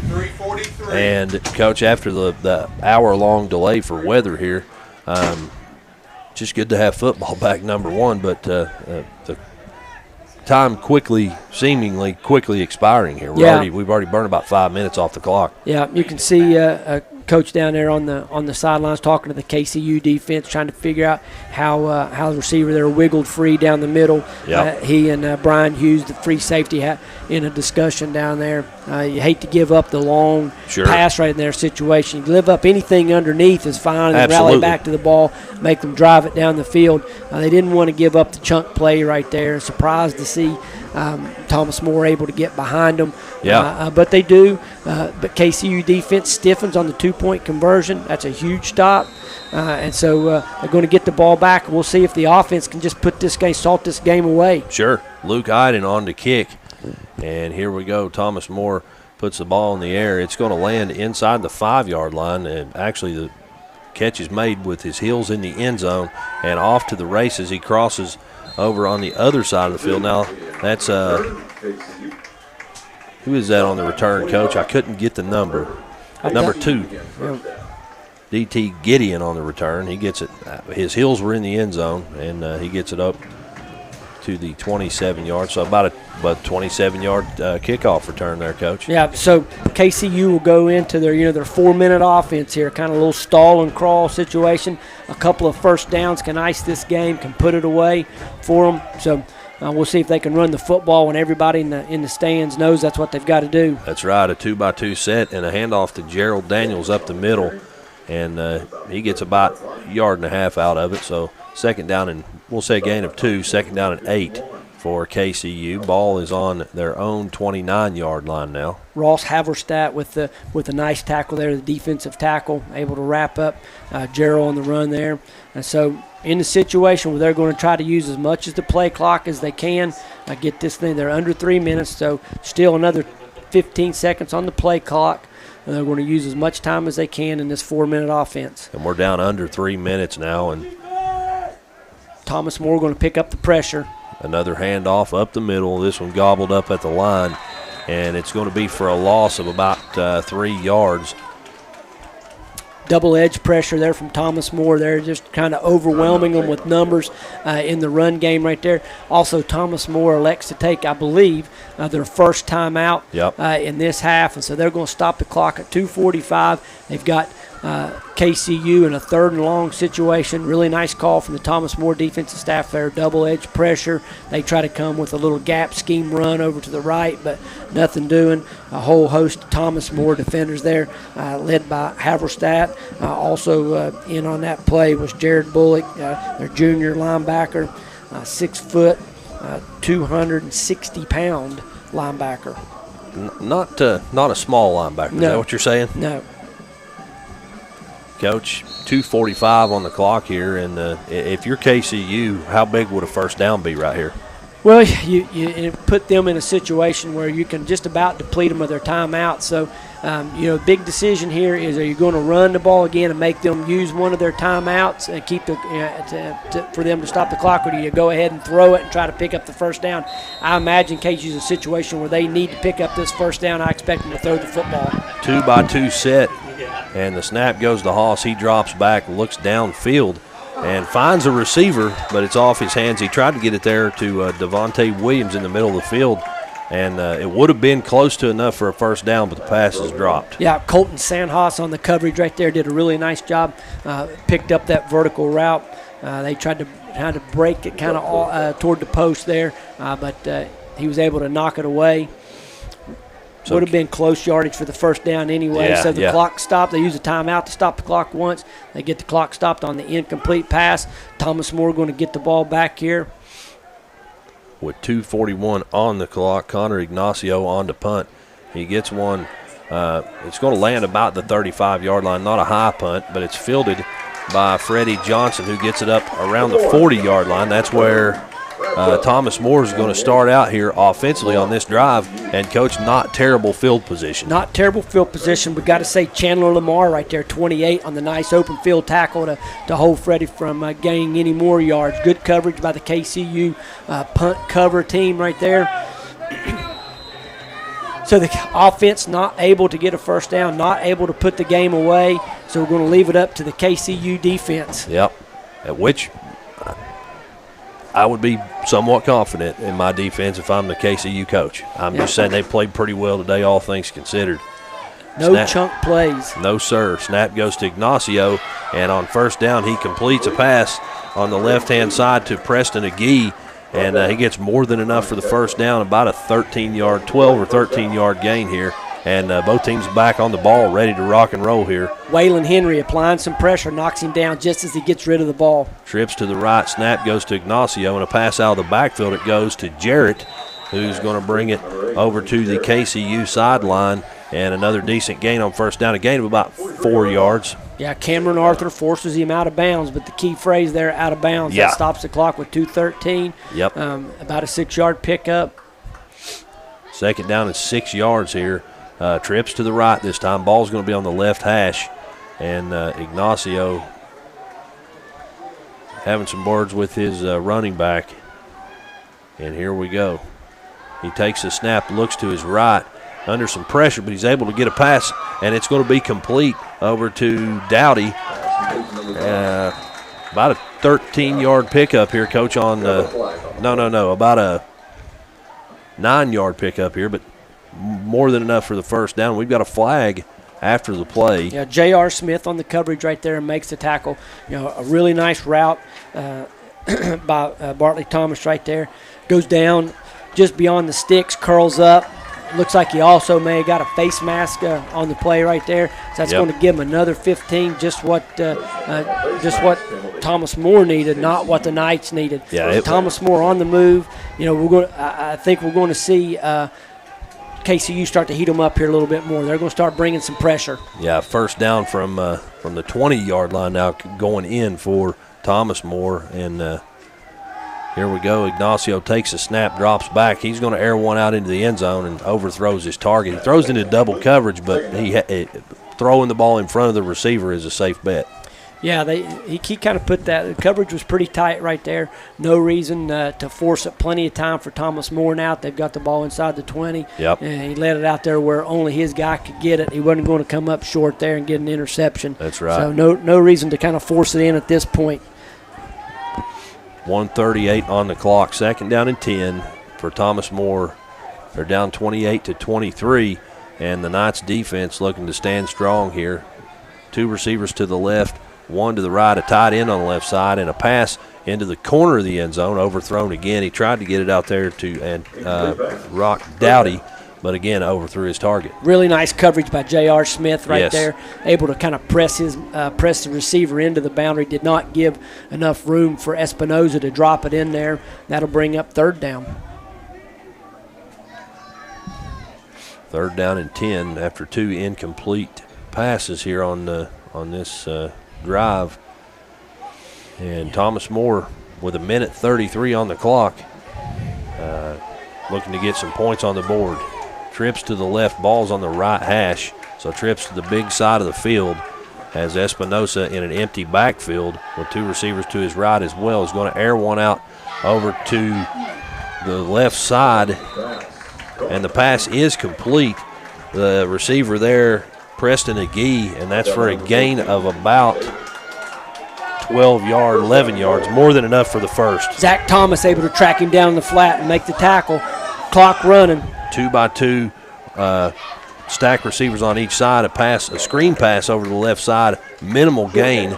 Good pursuit there from the KCU defense, and the clock's rolling down to 1:06, and we've got a timeout, Thomas More. Desmond Daly on the nice play on the wide receiver screen, defeats the block from the outside receiver and then makes the play on the inside receiver. Initially that looked like it might go for much more, but Dez with a really good job defeating that block, keeping the receiver inbounds and making the open field tackle.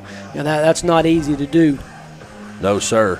And it's getting down to the point here, Coach, with 1:06 on the clock. KCU with a 5-point lead here, 28-23. Talk about, Coach, the different outcomes of what could happen right here. Well, the Thomas More Saints, they've got 1 timeout, so they can still run the ball if they want to. Sure. They got 1 run left if they want to, but it's only 2nd down, so they're going to have 3 more shots here at the end zone. I suspect that they'll throw it all 3 times. They could run. You can't. That's the thing with them having 1 timeout. They could still pop a draw on you or a quarterback draw, which we've seen several times today. Absolutely. And go ahead and take their timeout if they think that KCU's backing up too far. But KCU's played a lot of man coverage, so there's no switch down here. A lot of times when teams get inside the 10, they go to man coverage, teams that play a lot of zone. KCU's played man-to-man all day. They're going to hang their corners out there on an island. Espinoza has really played well in the second half. Yes. And we'll see whether he can get one in here on the KCU defense. Also, KCU showing pressure here. See if they back out of it or bring it. Motion from right to left. They back out. Yes, sir. Thomas More with a pass to the pylon in the front corner of the end zone, and that's a touchdown, Thomas More. And Rock Dowdy there makes a reception. He threw it into coverage and got 2 feet into the end zone, and that's a touchdown. Yeah, they look like Tedrick McGee on the coverage for KCU. A really tight coverage. That was just a really nice throw by Espinoza. A nice route there to get open in the corner of the end zone, right at the front pylon, and he threw it in there, and that's going to put the Saints up by 1 with 1:02 to play in this game, and they'll go for 2 again, try to make it a 3-point game. 2 really an extra point here to make it a 2-point game doesn't really do them any good. So they'll take their timeout, talk about it, and really Espinoza leads a nice drive there. He made several nice throws. KCU was able to bring some pressure a couple of times, even knocked him down on a couple of those throws. But back-to-back touchdown drives for Espinoza and the Saints. And you talked about earlier on, one thing we do know about Thomas More, they have 2 different quarterbacks that they go to often. Mm-hmm. Of course, Espinoza and then Baden. You made the comment earlier that in order for them to have a chance to win this game, they've got to get behind Espinoza. Yeah. Why did you say that? Well, it's just a feel. Nothing, nothing I could. He tries to get to that pylon, and he's going to be stopped short, but he falls into the end zone, Coach, for a 2-point conversion. Initial contact made it about the 1.5-yard line, and Espinoza just fell forward. Yeah, really hard to tell whether he got in there or not. The initial contact right there was Zach Thomas, and he went low on Espinoza. Yep. Hit him, mid-thigh area. Looked like Espinoza may have apparently reached the ball over the goal line just as he was going down. Really tough for us to tell from our vantage point. Sure. All the way across the field in the far end zone. Some of the KCU defenders there adamant that he did not make it into the end zone, but nonetheless the official throws up the signal, and that gives Thomas More Saints a 3-point lead with only a minute to go. So Espinoza answered the bell for the Saints. Yes. So now we throw it back on Tyler Haas. He's had a really good game. Sure. A couple touchdown passes today. Can he answer the bell for the KCU Knights? It's going to be up to him. They're going to be in a little tougher situation. Only a minute to work with. They do have all 3 of their timeouts, and that's crucial. They do, and it's going to come down to where a field goal would tie it. Mm-hmm. And, well, here we go. Kickoff. It's going to be a pooch kick down the middle of the field. It's fielded. It's bobbled right about the 12-yard line. Now picked up, and on the move is the kickoff returner there. He got it out. Not a very good return after bobbling the ball there, and he got it out to about the 15-yard line. Yeah, Thomas Moore likes to squib the ball hard down the middle of the field. That thing's humming down there through on that turf, and it's hard to field. That thing, that football bounces crazy, and Gideon doing all he can do to corral it, misplays it just a little bit. Right. That allows the Thomas Moore cover team to kind of surround him right there, and he did not get much on the return. So a long way to go. 85 yards, less than a minute, 3 timeouts. We'll see whether our guy Tyler Haas can lead the KCU Knights on a field goal or a touchdown drive. Haas takes the snap, looking downfield, moves to his left, finds an open receiver. That's V.T. Taylor in the middle of the field, right about the 29-yard line. So a big first down here on first down. And the chains are moving. KCU offense back on the football, ready to roll. Great start to the drive. Great throw by Haas right there to find Taylor in the middle of the field. Down to 38 seconds. Haas drops back, looking downfield. The ball's wet. It slips out of his hands, but it is caught. It wasn't his intended receiver, but Karan Taylor made the grab there for another first down, and KCU hurrying back up to the football. Yeah, we'll take a little luck. That ball either slipped out of his hands or might have been deflected. I'm not sure which, but anyway, Taylor comes up with Johnny on the spot there to catch it. Absolutely. 1st and 10 from the 41 now. Haas takes it, throws it downfield, and it's overthrown, almost intercepted there. Colton Reeves, got a hand on it there, just overthrew his receiver. Yeah, tough, kind of thrown a vertical routes they hit early in the game. The only difference is this time Thomas Moore in their 2-deep look makes it a little bit harder to squeeze that ball in there, but you're almost forced into kind of trying to get some chunk yardage plays right here. Clock down to 22.9 seconds left in this ball game. KCU down by 3, looking to at least get in field goal range. Trips to the left, ball's on the right hash. Haas takes the snap, looks downfield, another shovel pass, a middle screen. It's going to go to Williams, and he's going to get a few yards and get out of bounds, stopping the clock at 17.2 seconds. And it's going to be 3rd down and about 6 yards to go from the 45-yard line. Yeah, Thomas Moore only rushing 3. Not getting a lot of pressure thus far in the drive. The KCU offensive line holding up, but they've only rushed 3, showing some pressure here, but I imagine they'll drop back, and they do. Trips to the left again. Haas takes the snap. He finds a receiver down the field, and he's off to the races, 20-yard line, and he's out of bounds. That's Williams out of the backfield, and what a huge catch there, Coach. Yeah, really nice throw and catch. They run the wheel route. They use they clear out the right side. They run both receivers from the right across the field. Williams comes out of the backfield and down the back on a rail route. Haas puts it right on him, a nice lofted throw over the flat defender who was trying to keep up with him. Williams takes it down to about the 20-yard line where he steps out of bounds. 10 seconds. Yes, sir. 10.4 seconds on the clock. 2-by-2 set. Haas takes the snap, drops back, looks down the field into the end zone. Another throw off the mark, and that's going to stop the clock at 6.1 seconds. Yeah, so does Jake Russell, the big decision here, does he take another shot at the end zone, or do they go ahead and try to take the field goal and tie it up? They're right now at the 20. That would be a 37-yard field goal. We're going to take a timeout to talk about it, I think. They might as well. 6 seconds, so you can't take those timeouts with you into overtime. That's right. So, you might as well go ahead and take one and talk about it right here and decide what you want to do. 6 seconds. I imagine that if they felt good about kicking, the ball is actually on the 21, so it'll be a 38-yard field goal. And I would imagine if they felt good or confident about a field goal at this point, they would go ahead and take it. So they must feel like that maybe this is just slightly out of the range of the field goal kicker. I don't know exactly. That's one. That's one option. I mean, they just feel really confident in their offense. Yeah, and so, but you got to pick up. Basically, you're going to have to pick up 21 yards on this play. I don't think you're going to get a second play here unless you can hit something quick and out of bounds on the side. They maybe just try to pick up 4 or 5 yards. That's the other option here, second down. They throw something quick to the boundary, catch it, get out of bounds. They can work the middle of the field. They got a couple of timeouts. They can throw something short over the middle of the field too, but a little dangerous in there. Thomas Moore's been rushing 7. Yep. Or excuse me, only rushing 3. Yeah, rushing 3. Yeah. Dropping 7. Dropping 7 or 8 guys. They spied the quarterback at times, so they'll line up with a 4-man defensive line this time, try to get a little extra pressure. Here we go, 2-by-2 set. Haas takes the snap, looks downfield. He's under heavy pressure. Throws a ball, a wobbly ball over toward the Thomas More sideline, and he got it off just in time, Coach. 1.1 seconds on the clock, and somebody over on that Thomas More sideline not very happy. Not sure what's going on over there. I believe they wanted an intentional grounding call.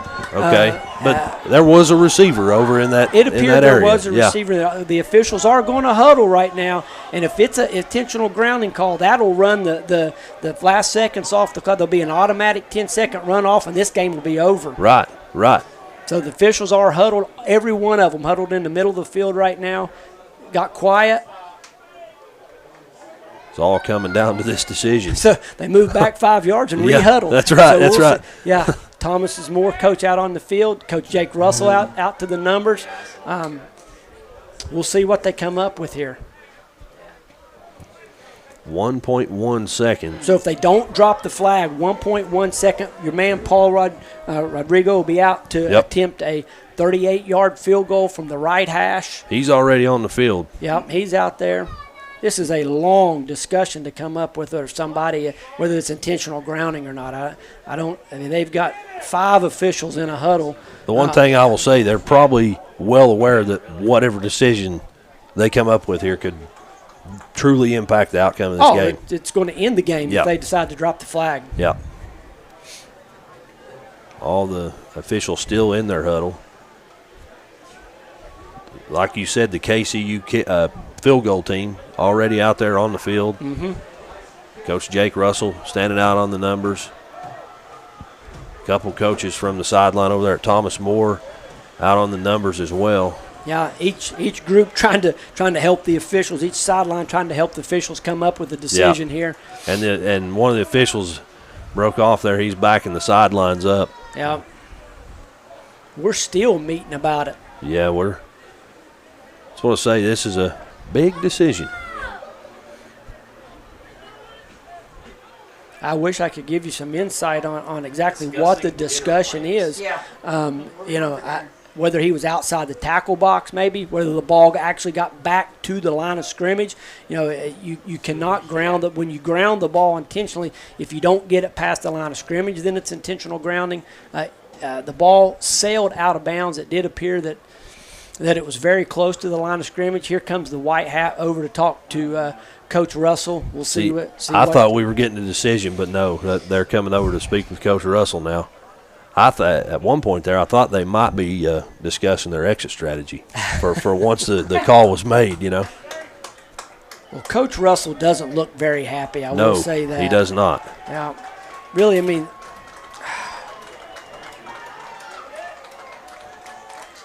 I hear some clapping and some excitement from the Thomas More sideline. That doesn't bode well for KCU, but there's still the discussion is still going on. Right. You see Coach Jake Russell over on the numbers talking with the white hat and a few other officials, and then the athletic director. The field goal team out on the field for KCU. I'd like to see the long snapper and the holder come over to the boundary and get a few dry snaps. Maybe even Rodrigo kick some into the net over there. This has been a really long discussion. I mean, we're going on 3 or 4 minutes here that we've had 1.1 seconds left on the clock. Right. See athletic director David Manning over on the sideline there.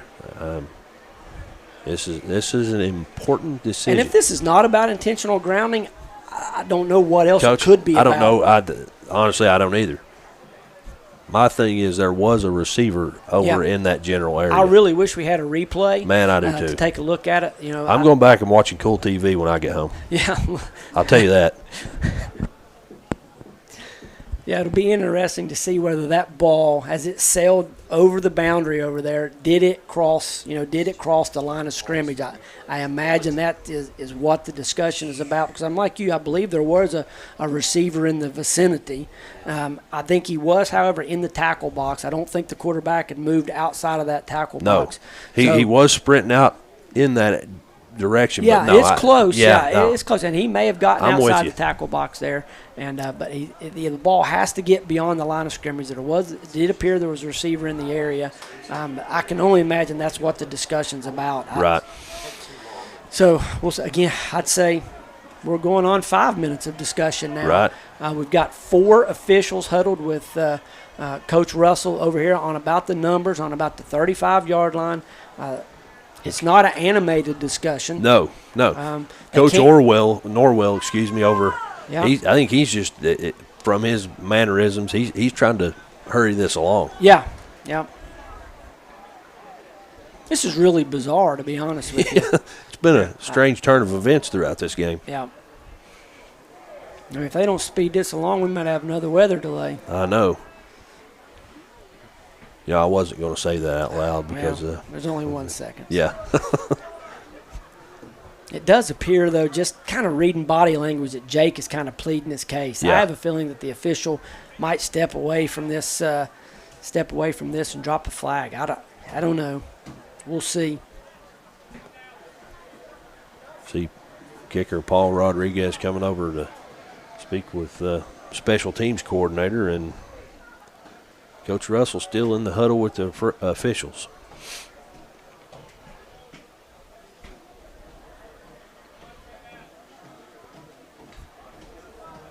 It will be interesting to have the chance to speak with Coach Russell after this game. Yep.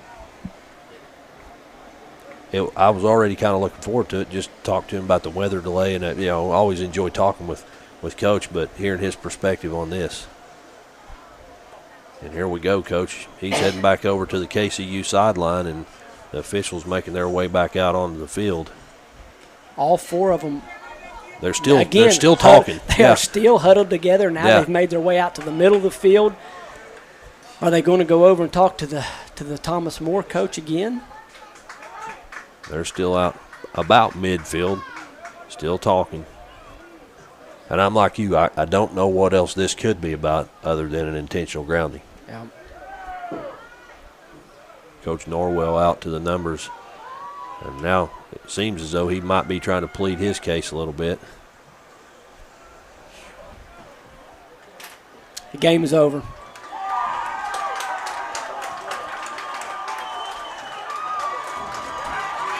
They did not drop a flag, but the official held up the ball to indicate the end of the game.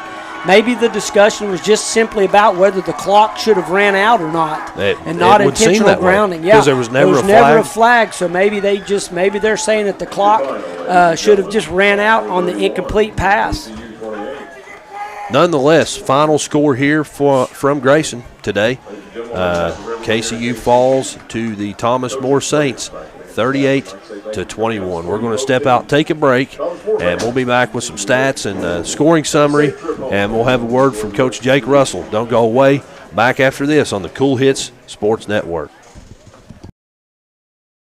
Financial security begins at home with home ownership. If you've been putting off looking for a home because you think you can't afford it, you owe it to yourself to check out Members Choice Credit Union. Members Choice Credit Union has programs for first-time home buyers and more to help put you in the home of your dreams. Call, click, or stop by Members Choice Credit Union today. Members Choice Credit Union, NMLS 411945, Equal Housing Lender. Call for additional information. Other restrictions may apply. In addition to the Greenup location, Stultz Pharmacy's newest location is at 437 James Hanna Drive in South Shore, but has retained the name you know and love, McDonald Pharmacy, with the same great service you'll find in the Greenup location, with free delivery service and their convenient drive-thru. Get your vaccinations and allergy shots, and of course, great prescription service at Stultz Pharmacy in Greenup and McDonald Pharmacy, James Hanna Drive, South Shore. Stultz Pharmacy. Uncle Rick, what are you doing? I'm trying to stay cooler in my man cave. Well, this is a beer cave, and you can't stay in this cooler forever. But Clark's Pub and Shop can get you through the dog days of summer. Whether it's fountain drinks at the lowest price or you're filling up the cooler for the family and friends, Clark's has the widest selection, the best prices, and the most helpful staff you'll find anywhere. Beat the heat at Clark's Pub and Shop. Return, refresh, refuel. When you want real, authentic Mexican menu items, you want Tres Hermanos Núñez. Accept no substitutes. None compares. Fajitas, tacos, burritos, quesadillas, chimichangas, even vegetarian choices. A kids menu, desserts, and salads. A tasty, budget-pleasing selection for you and your family, unlike any others. Should be your first and only choice for authentic Mexican all throughout the tri-state. Ashland, Greenup, Grayson, Paintsville, Canova, South Point, Olive Hill, and Cannonsburg. Tres Hermanos Núñez, the best around. Back in Grayson, final score for the day. Thomas More 31, Kentucky Christian University 28. And a really strange ending to a football game, Coach. Yeah, really bizarre innings from the fourth quarter. Get a great second quarter from the KCU Knights, and then we go to the third. A lot going on, but we hit into the fourth quarter. Looks like KCU's got the game under control at 28-7, and then kind of the bizarre starts to happen. Right. We have an over an hour rain delay. With there wasn't much time on the clock, maybe about 8 minutes on the clock, something like that, when we had the rain delay. And then Thomas More comes back with 2 fourth-quarter touchdowns, one with 3:48 on the clock, and then turn right around and score again with 1:02 on the clock to put themselves ahead. They get the 2-point conversion to set the final score at 28-31. KCU, in that final minute, drives the ball down to about the 21-yard line. 6 seconds left. They have a run-a-pass play, a little bit of pressure, causes a throw from Tyler Haas. He throws the ball to the wide side of the field. The ball sails over the boundary. There's a 6-7 minute discussion by any number of officials about should there be a 1 second on the clock or should there not be. With no replay, it's very difficult to tell. But I know what they're thinking is that ball really went a long way out of bounds, and the clock should not stop until the ball actually lands on the ground. Absolutely. Not when it crosses the boundary of, or the plane of the boundary right there. So I'm sure that's what the Thomas More side was saying, and eventually they got their way, and the official says the game's over. They run the final 1.1 seconds off that was on there, and so KCU does not get to attempt the field goal to tie the game. Really bizarre. And as you mentioned, final score for today, 31-28. I'll tell you real quick how we got there. The first score of the game came in the first quarter. The only score in the first quarter came from Thomas More, a 3-yard touchdown run from Malik Jarrett, followed by a Brooks Coran PAT, made it 7-0. A big second quarter for Kentucky Christian University. Matter of fact, all their points coming in that quarter. They had 4 touchdowns. The first one with 14-17 on the clock. A 17-yard touchdown run from Devonte Williams and a Paul Rodriguez extra point. Tied the game at 7. And then a few minutes later with 8:06 on the clock in the second, 13-yard touchdown pass from Tyler Haas to V.T. Taylor.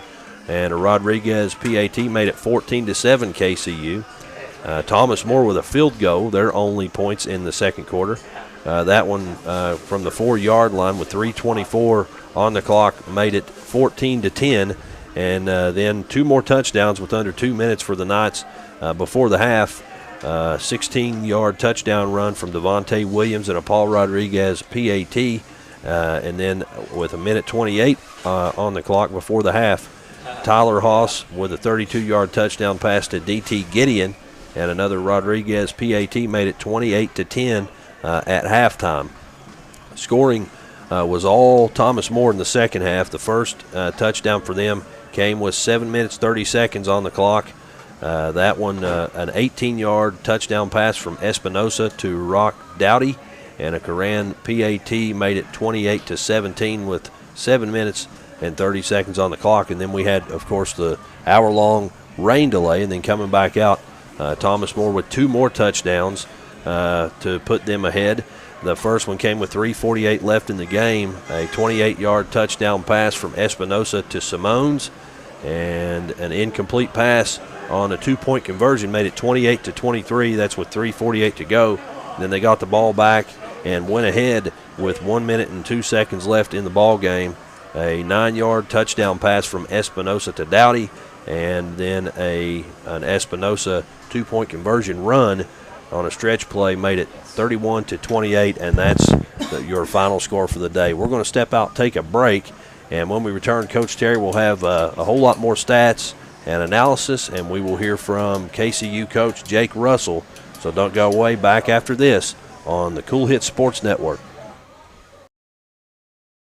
Does your gas station or convenience store need a facelift? If so, call River City Builders at 473-4112 for your remedy. Big or small projects, River City's Builders is a company for all your needs. We have extensive experience in the petroleum industry, from routine gas dispenser and canopy maintenance to above-ground, underground tank and piping work to full-blown remodels and new builds. Call River City Builders at 473-4112 for all your petroleum needs. We'll cover your back and keep your customers pumping gas. When you have business away from home or a planned event far from your comfort zone, you're probably going to need a little help. Let A&A Porta Potties assist you with all your portable toilet needs. Whether on a construction site, planning for an outdoor wedding, or any other outdoor event, A&A Porta Potties are here to assist you. A&A Porta Potties also rents out storage containers, office containers, cooling fans, tables, and chairs. A&A Porta Potties, there is no event too big or too small for us to accommodate you. Jennifer Epperly, loan officer at First National Bank in Canonsburg. I personally invite you and all local businesses to visit our beautiful new building in Canonsburg on U.S. Route 60 next to the Walmart entrance. We offer many services including personal, mortgage, and business loans. First National Bank is locally owned by the McGuire family of Ashland and has been in business since 1902. We aim to give you the personal attention and best customer service there is to offer. Come inside, talk with us, and let us make you a part of the First National Bank family. First National Bank, Equal Housing Lender, member FDIC. Kentucky Christian University is a private nonprofit university located in the beautiful foothills of eastern Kentucky. KCU offers both undergraduate and graduate programs, including the new Teacher Leader Master of Arts in Education degree. They also have an array of competitive sports. Kentucky Christian University is committed to focusing on Christ while helping students build character and prepare for their future careers. Visit kcu.edu to learn more or to schedule a visit on campus. Back in Grayson, final score, Thomas More 31, KCU 28. And Coach Terry, if you want, we'll take a look at those offensive stats for both teams. Yeah, so we take a look at the statistics, see how that affected the game. And the biggest statistic that you look at, obviously, from KCU's perspective are two things. One, 0 points from the offense in the second half. You know, I'm sure that Coach Russell's disappointed about that they weren't able to generate any points from the offense. From a defensive perspective, we talked about that Thomas More had 39 yards passing at the end of the first half. They finished the game with 241, so they go for 202 in the second half. Espinosa certainly he had to step up his game, and he did that. He really played much better in the second half. First downs were pretty even, 24 for Thomas More and 18 for Kentucky Christian. Sure. Both teams ran the ball. Minimally, Thomas More attempted more. They had 42 attempts for only 115 yards. Kentucky Christian ran it 29 times for 106 yards. Passing-wise, as I said, Thomas More finishes with 241 on the day. They were really held in check in the first half, but they come through with 202 in the second. Kentucky Christian also throws the ball for 241 yards. Tyler Haas ends up 17 of 32 again for 241, 2 touchdowns. However, he has the 2 interceptions. Blaine Espinosa goes the distance in the second half. Does not split any reps with Baden in the second half. He finishes 25 out of 38 attempts for 241, 3 touchdowns, and 2 interceptions. One of those interceptions set up a KCU touchdown there in the second quarter. Espinosa also rushed the ball 15 times, but for minimal yardage, 16. He did have a long run of 13 yards, but the sack yardage coming off his totals there. The leading rusher for Thomas More was Malik Jarrett, 18 carries for 74 yards. That's just over 4 yards a carry, and he did have a touchdown.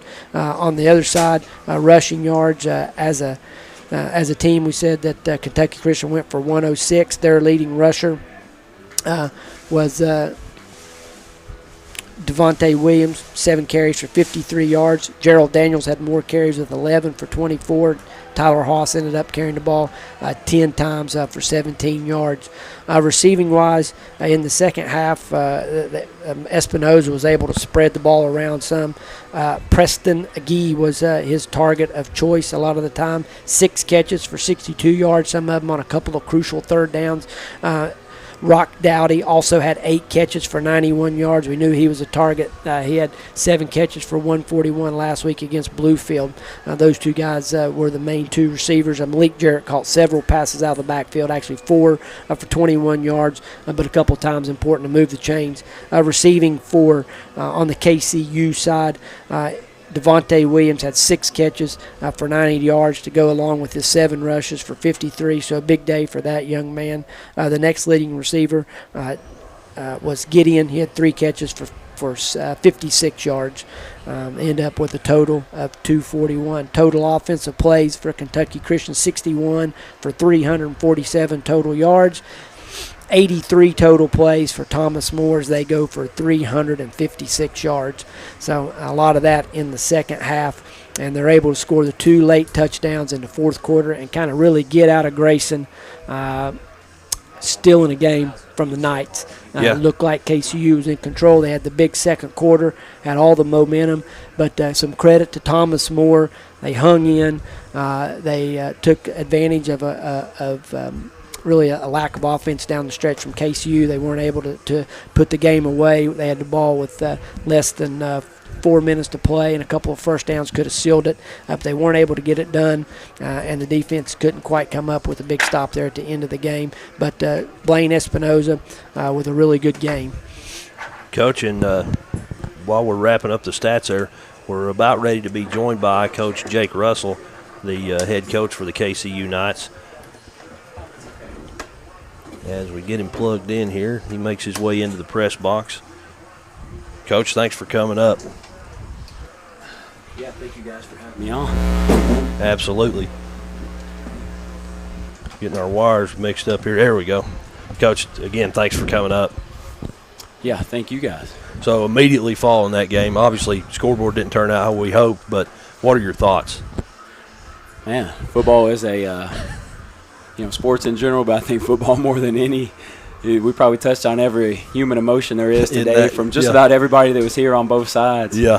For 20 minutes of the game, we looked like, what we envisioned this team looking like. About midway through the first to the half, even probably the first few minutes of the third quarter, we can beat anybody in the country. Rest of the game, some of our inexperience and still some of the things we're working on within our program with attention to detail, small things, all that. Again, I just was telling the team, the difference in winning and losing a game like this is truly a one-play thing. One play that went, to us, that went for them can be the difference in winning and losing this game. Everybody focuses on the end and kind of a little crazy situation there, but, there's probably some play in the second quarter with 5 minutes to go where if it would have went our way and we'd have won our side of the ball on that play, probably win the game. So proud of our guys. They fought all day. Just told them that there's, it's the SEC of NAIA. There's no easy wins in this conference. So talk us through that ending there, sort of a bizarre ending, either they were discussing intentional grounding at first, and then it became a clock issue. Obviously no replay here in NAIA. It would have been awesome to be able to take another look at it, but can you talk us through that bizarre ending? Yeah, not an intentional grounding issue. I think he was out of the pocket and there was a receiver. Yeah. Because the ball went, so high up in the air because he was getting hit or whatever. Mm-hmm. They felt like more than 6.1 seconds went off. The back judge is supposed to look at the clock, I guess, and he said that the clock had stopped while the ball was still in the air. I believe it's supposed to stop when the ball actually hits the ground, even out of bounds there on a throwaway. And, I told him out there, I said, hey, I basically begged and pleaded for him to let us line up and kick the field goal like anybody would. I also told him, I said, you guys, I'm not jealous of you. You've got a really tough decision. Refereeing, I've never done it. but I've, played a lot of sports, and now being a coach and seeing it really close and communicating with them, not an easy job.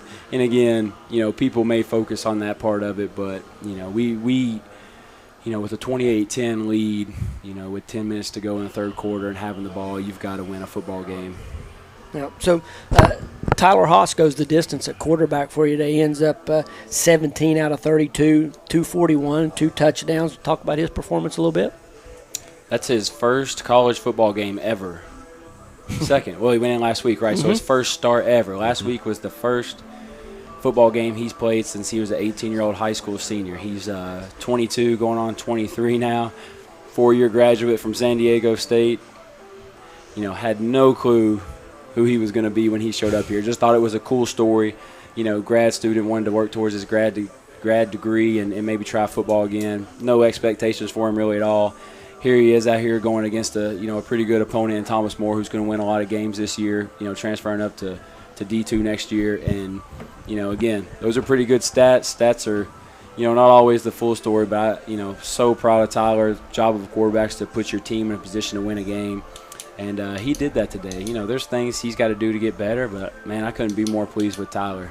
Yeah, I thought he played really well. Thomas More did not bring a ton of pressure, but when they did, he stayed right in there, made some good decisions. Really, the really nice seam throw in the second quarter there was a really nice throw. So he did a good job. Talk about maybe the defense just a little bit. Held Espinoza at only 39 yards passing in the first half. He comes out and gets a little hot there in the second half. Maybe talk about the defense. Defense played phenomenal for 2 games in a row. We got the pick 6 we threw on offense. So, take 7 of those off the board for them. We also threw the other pick that got down here probably around the 20, maybe just a little bit inside where they scored. So put them in a couple tough spots there. But, man, defense playing phenomenal. Really got after the quarterback today. Love to see that. I thought that was one big improvement from last week. We're so talented at DB. That catch down here, first off, phenomenal throw and catch on their side. And, again, probably 3 inches, 6 inches one way or the other. But, man, got one turnover today. I believe had the 1 interception. So, I think that's right, yep. We got to keep hunting the football, keep winning those turnover battles again today with the 2 picks. I think that's the only we had on our side. And we got 1 on kickoff as well. So, even with the turnover battle, told him before the game that, turnover battle would be a big deal today. And anytime you can at least break even or win that, you're going to have a good chance to win the game like we did today. Yeah, one last one from me, Coach. A crazy second quarter where you hang 28 points on them. You get a couple of turnovers that you convert. It was exciting. Have halftime, come back out, and play pretty well. Really kind of had the game under. Then the weather delay.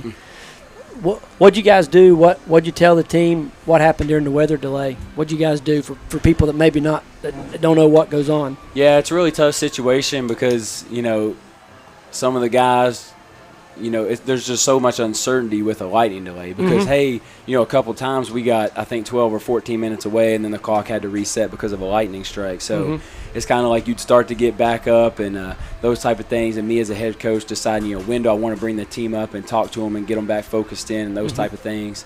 We kind of just relaxed for that first 45 minutes or so, and then it got, a little bit clear here and the clock ticking down to where we could go on the field, brought the team up.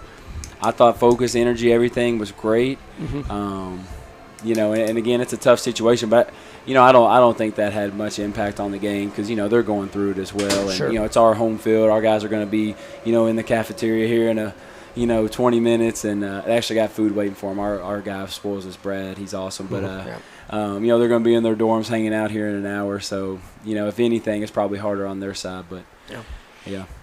Well, I think still a lot. I know it didn't go the way we wanted today, but still a lot to be proud of, a lot to build on.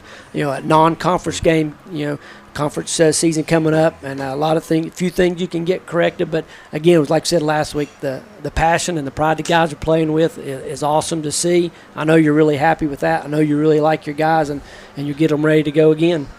Yeah, no doubt. I told them that's the great thing about football is, 1 week from today we'll be in warm-ups, getting ready for a big game. With the U-Pike, who's not far away, and a lot of our guys are familiar, and obviously Coach Phipps, coming from here, and that whole connection. Just going to be a really fun time, get to play at the nice facility down there at Pikeville High.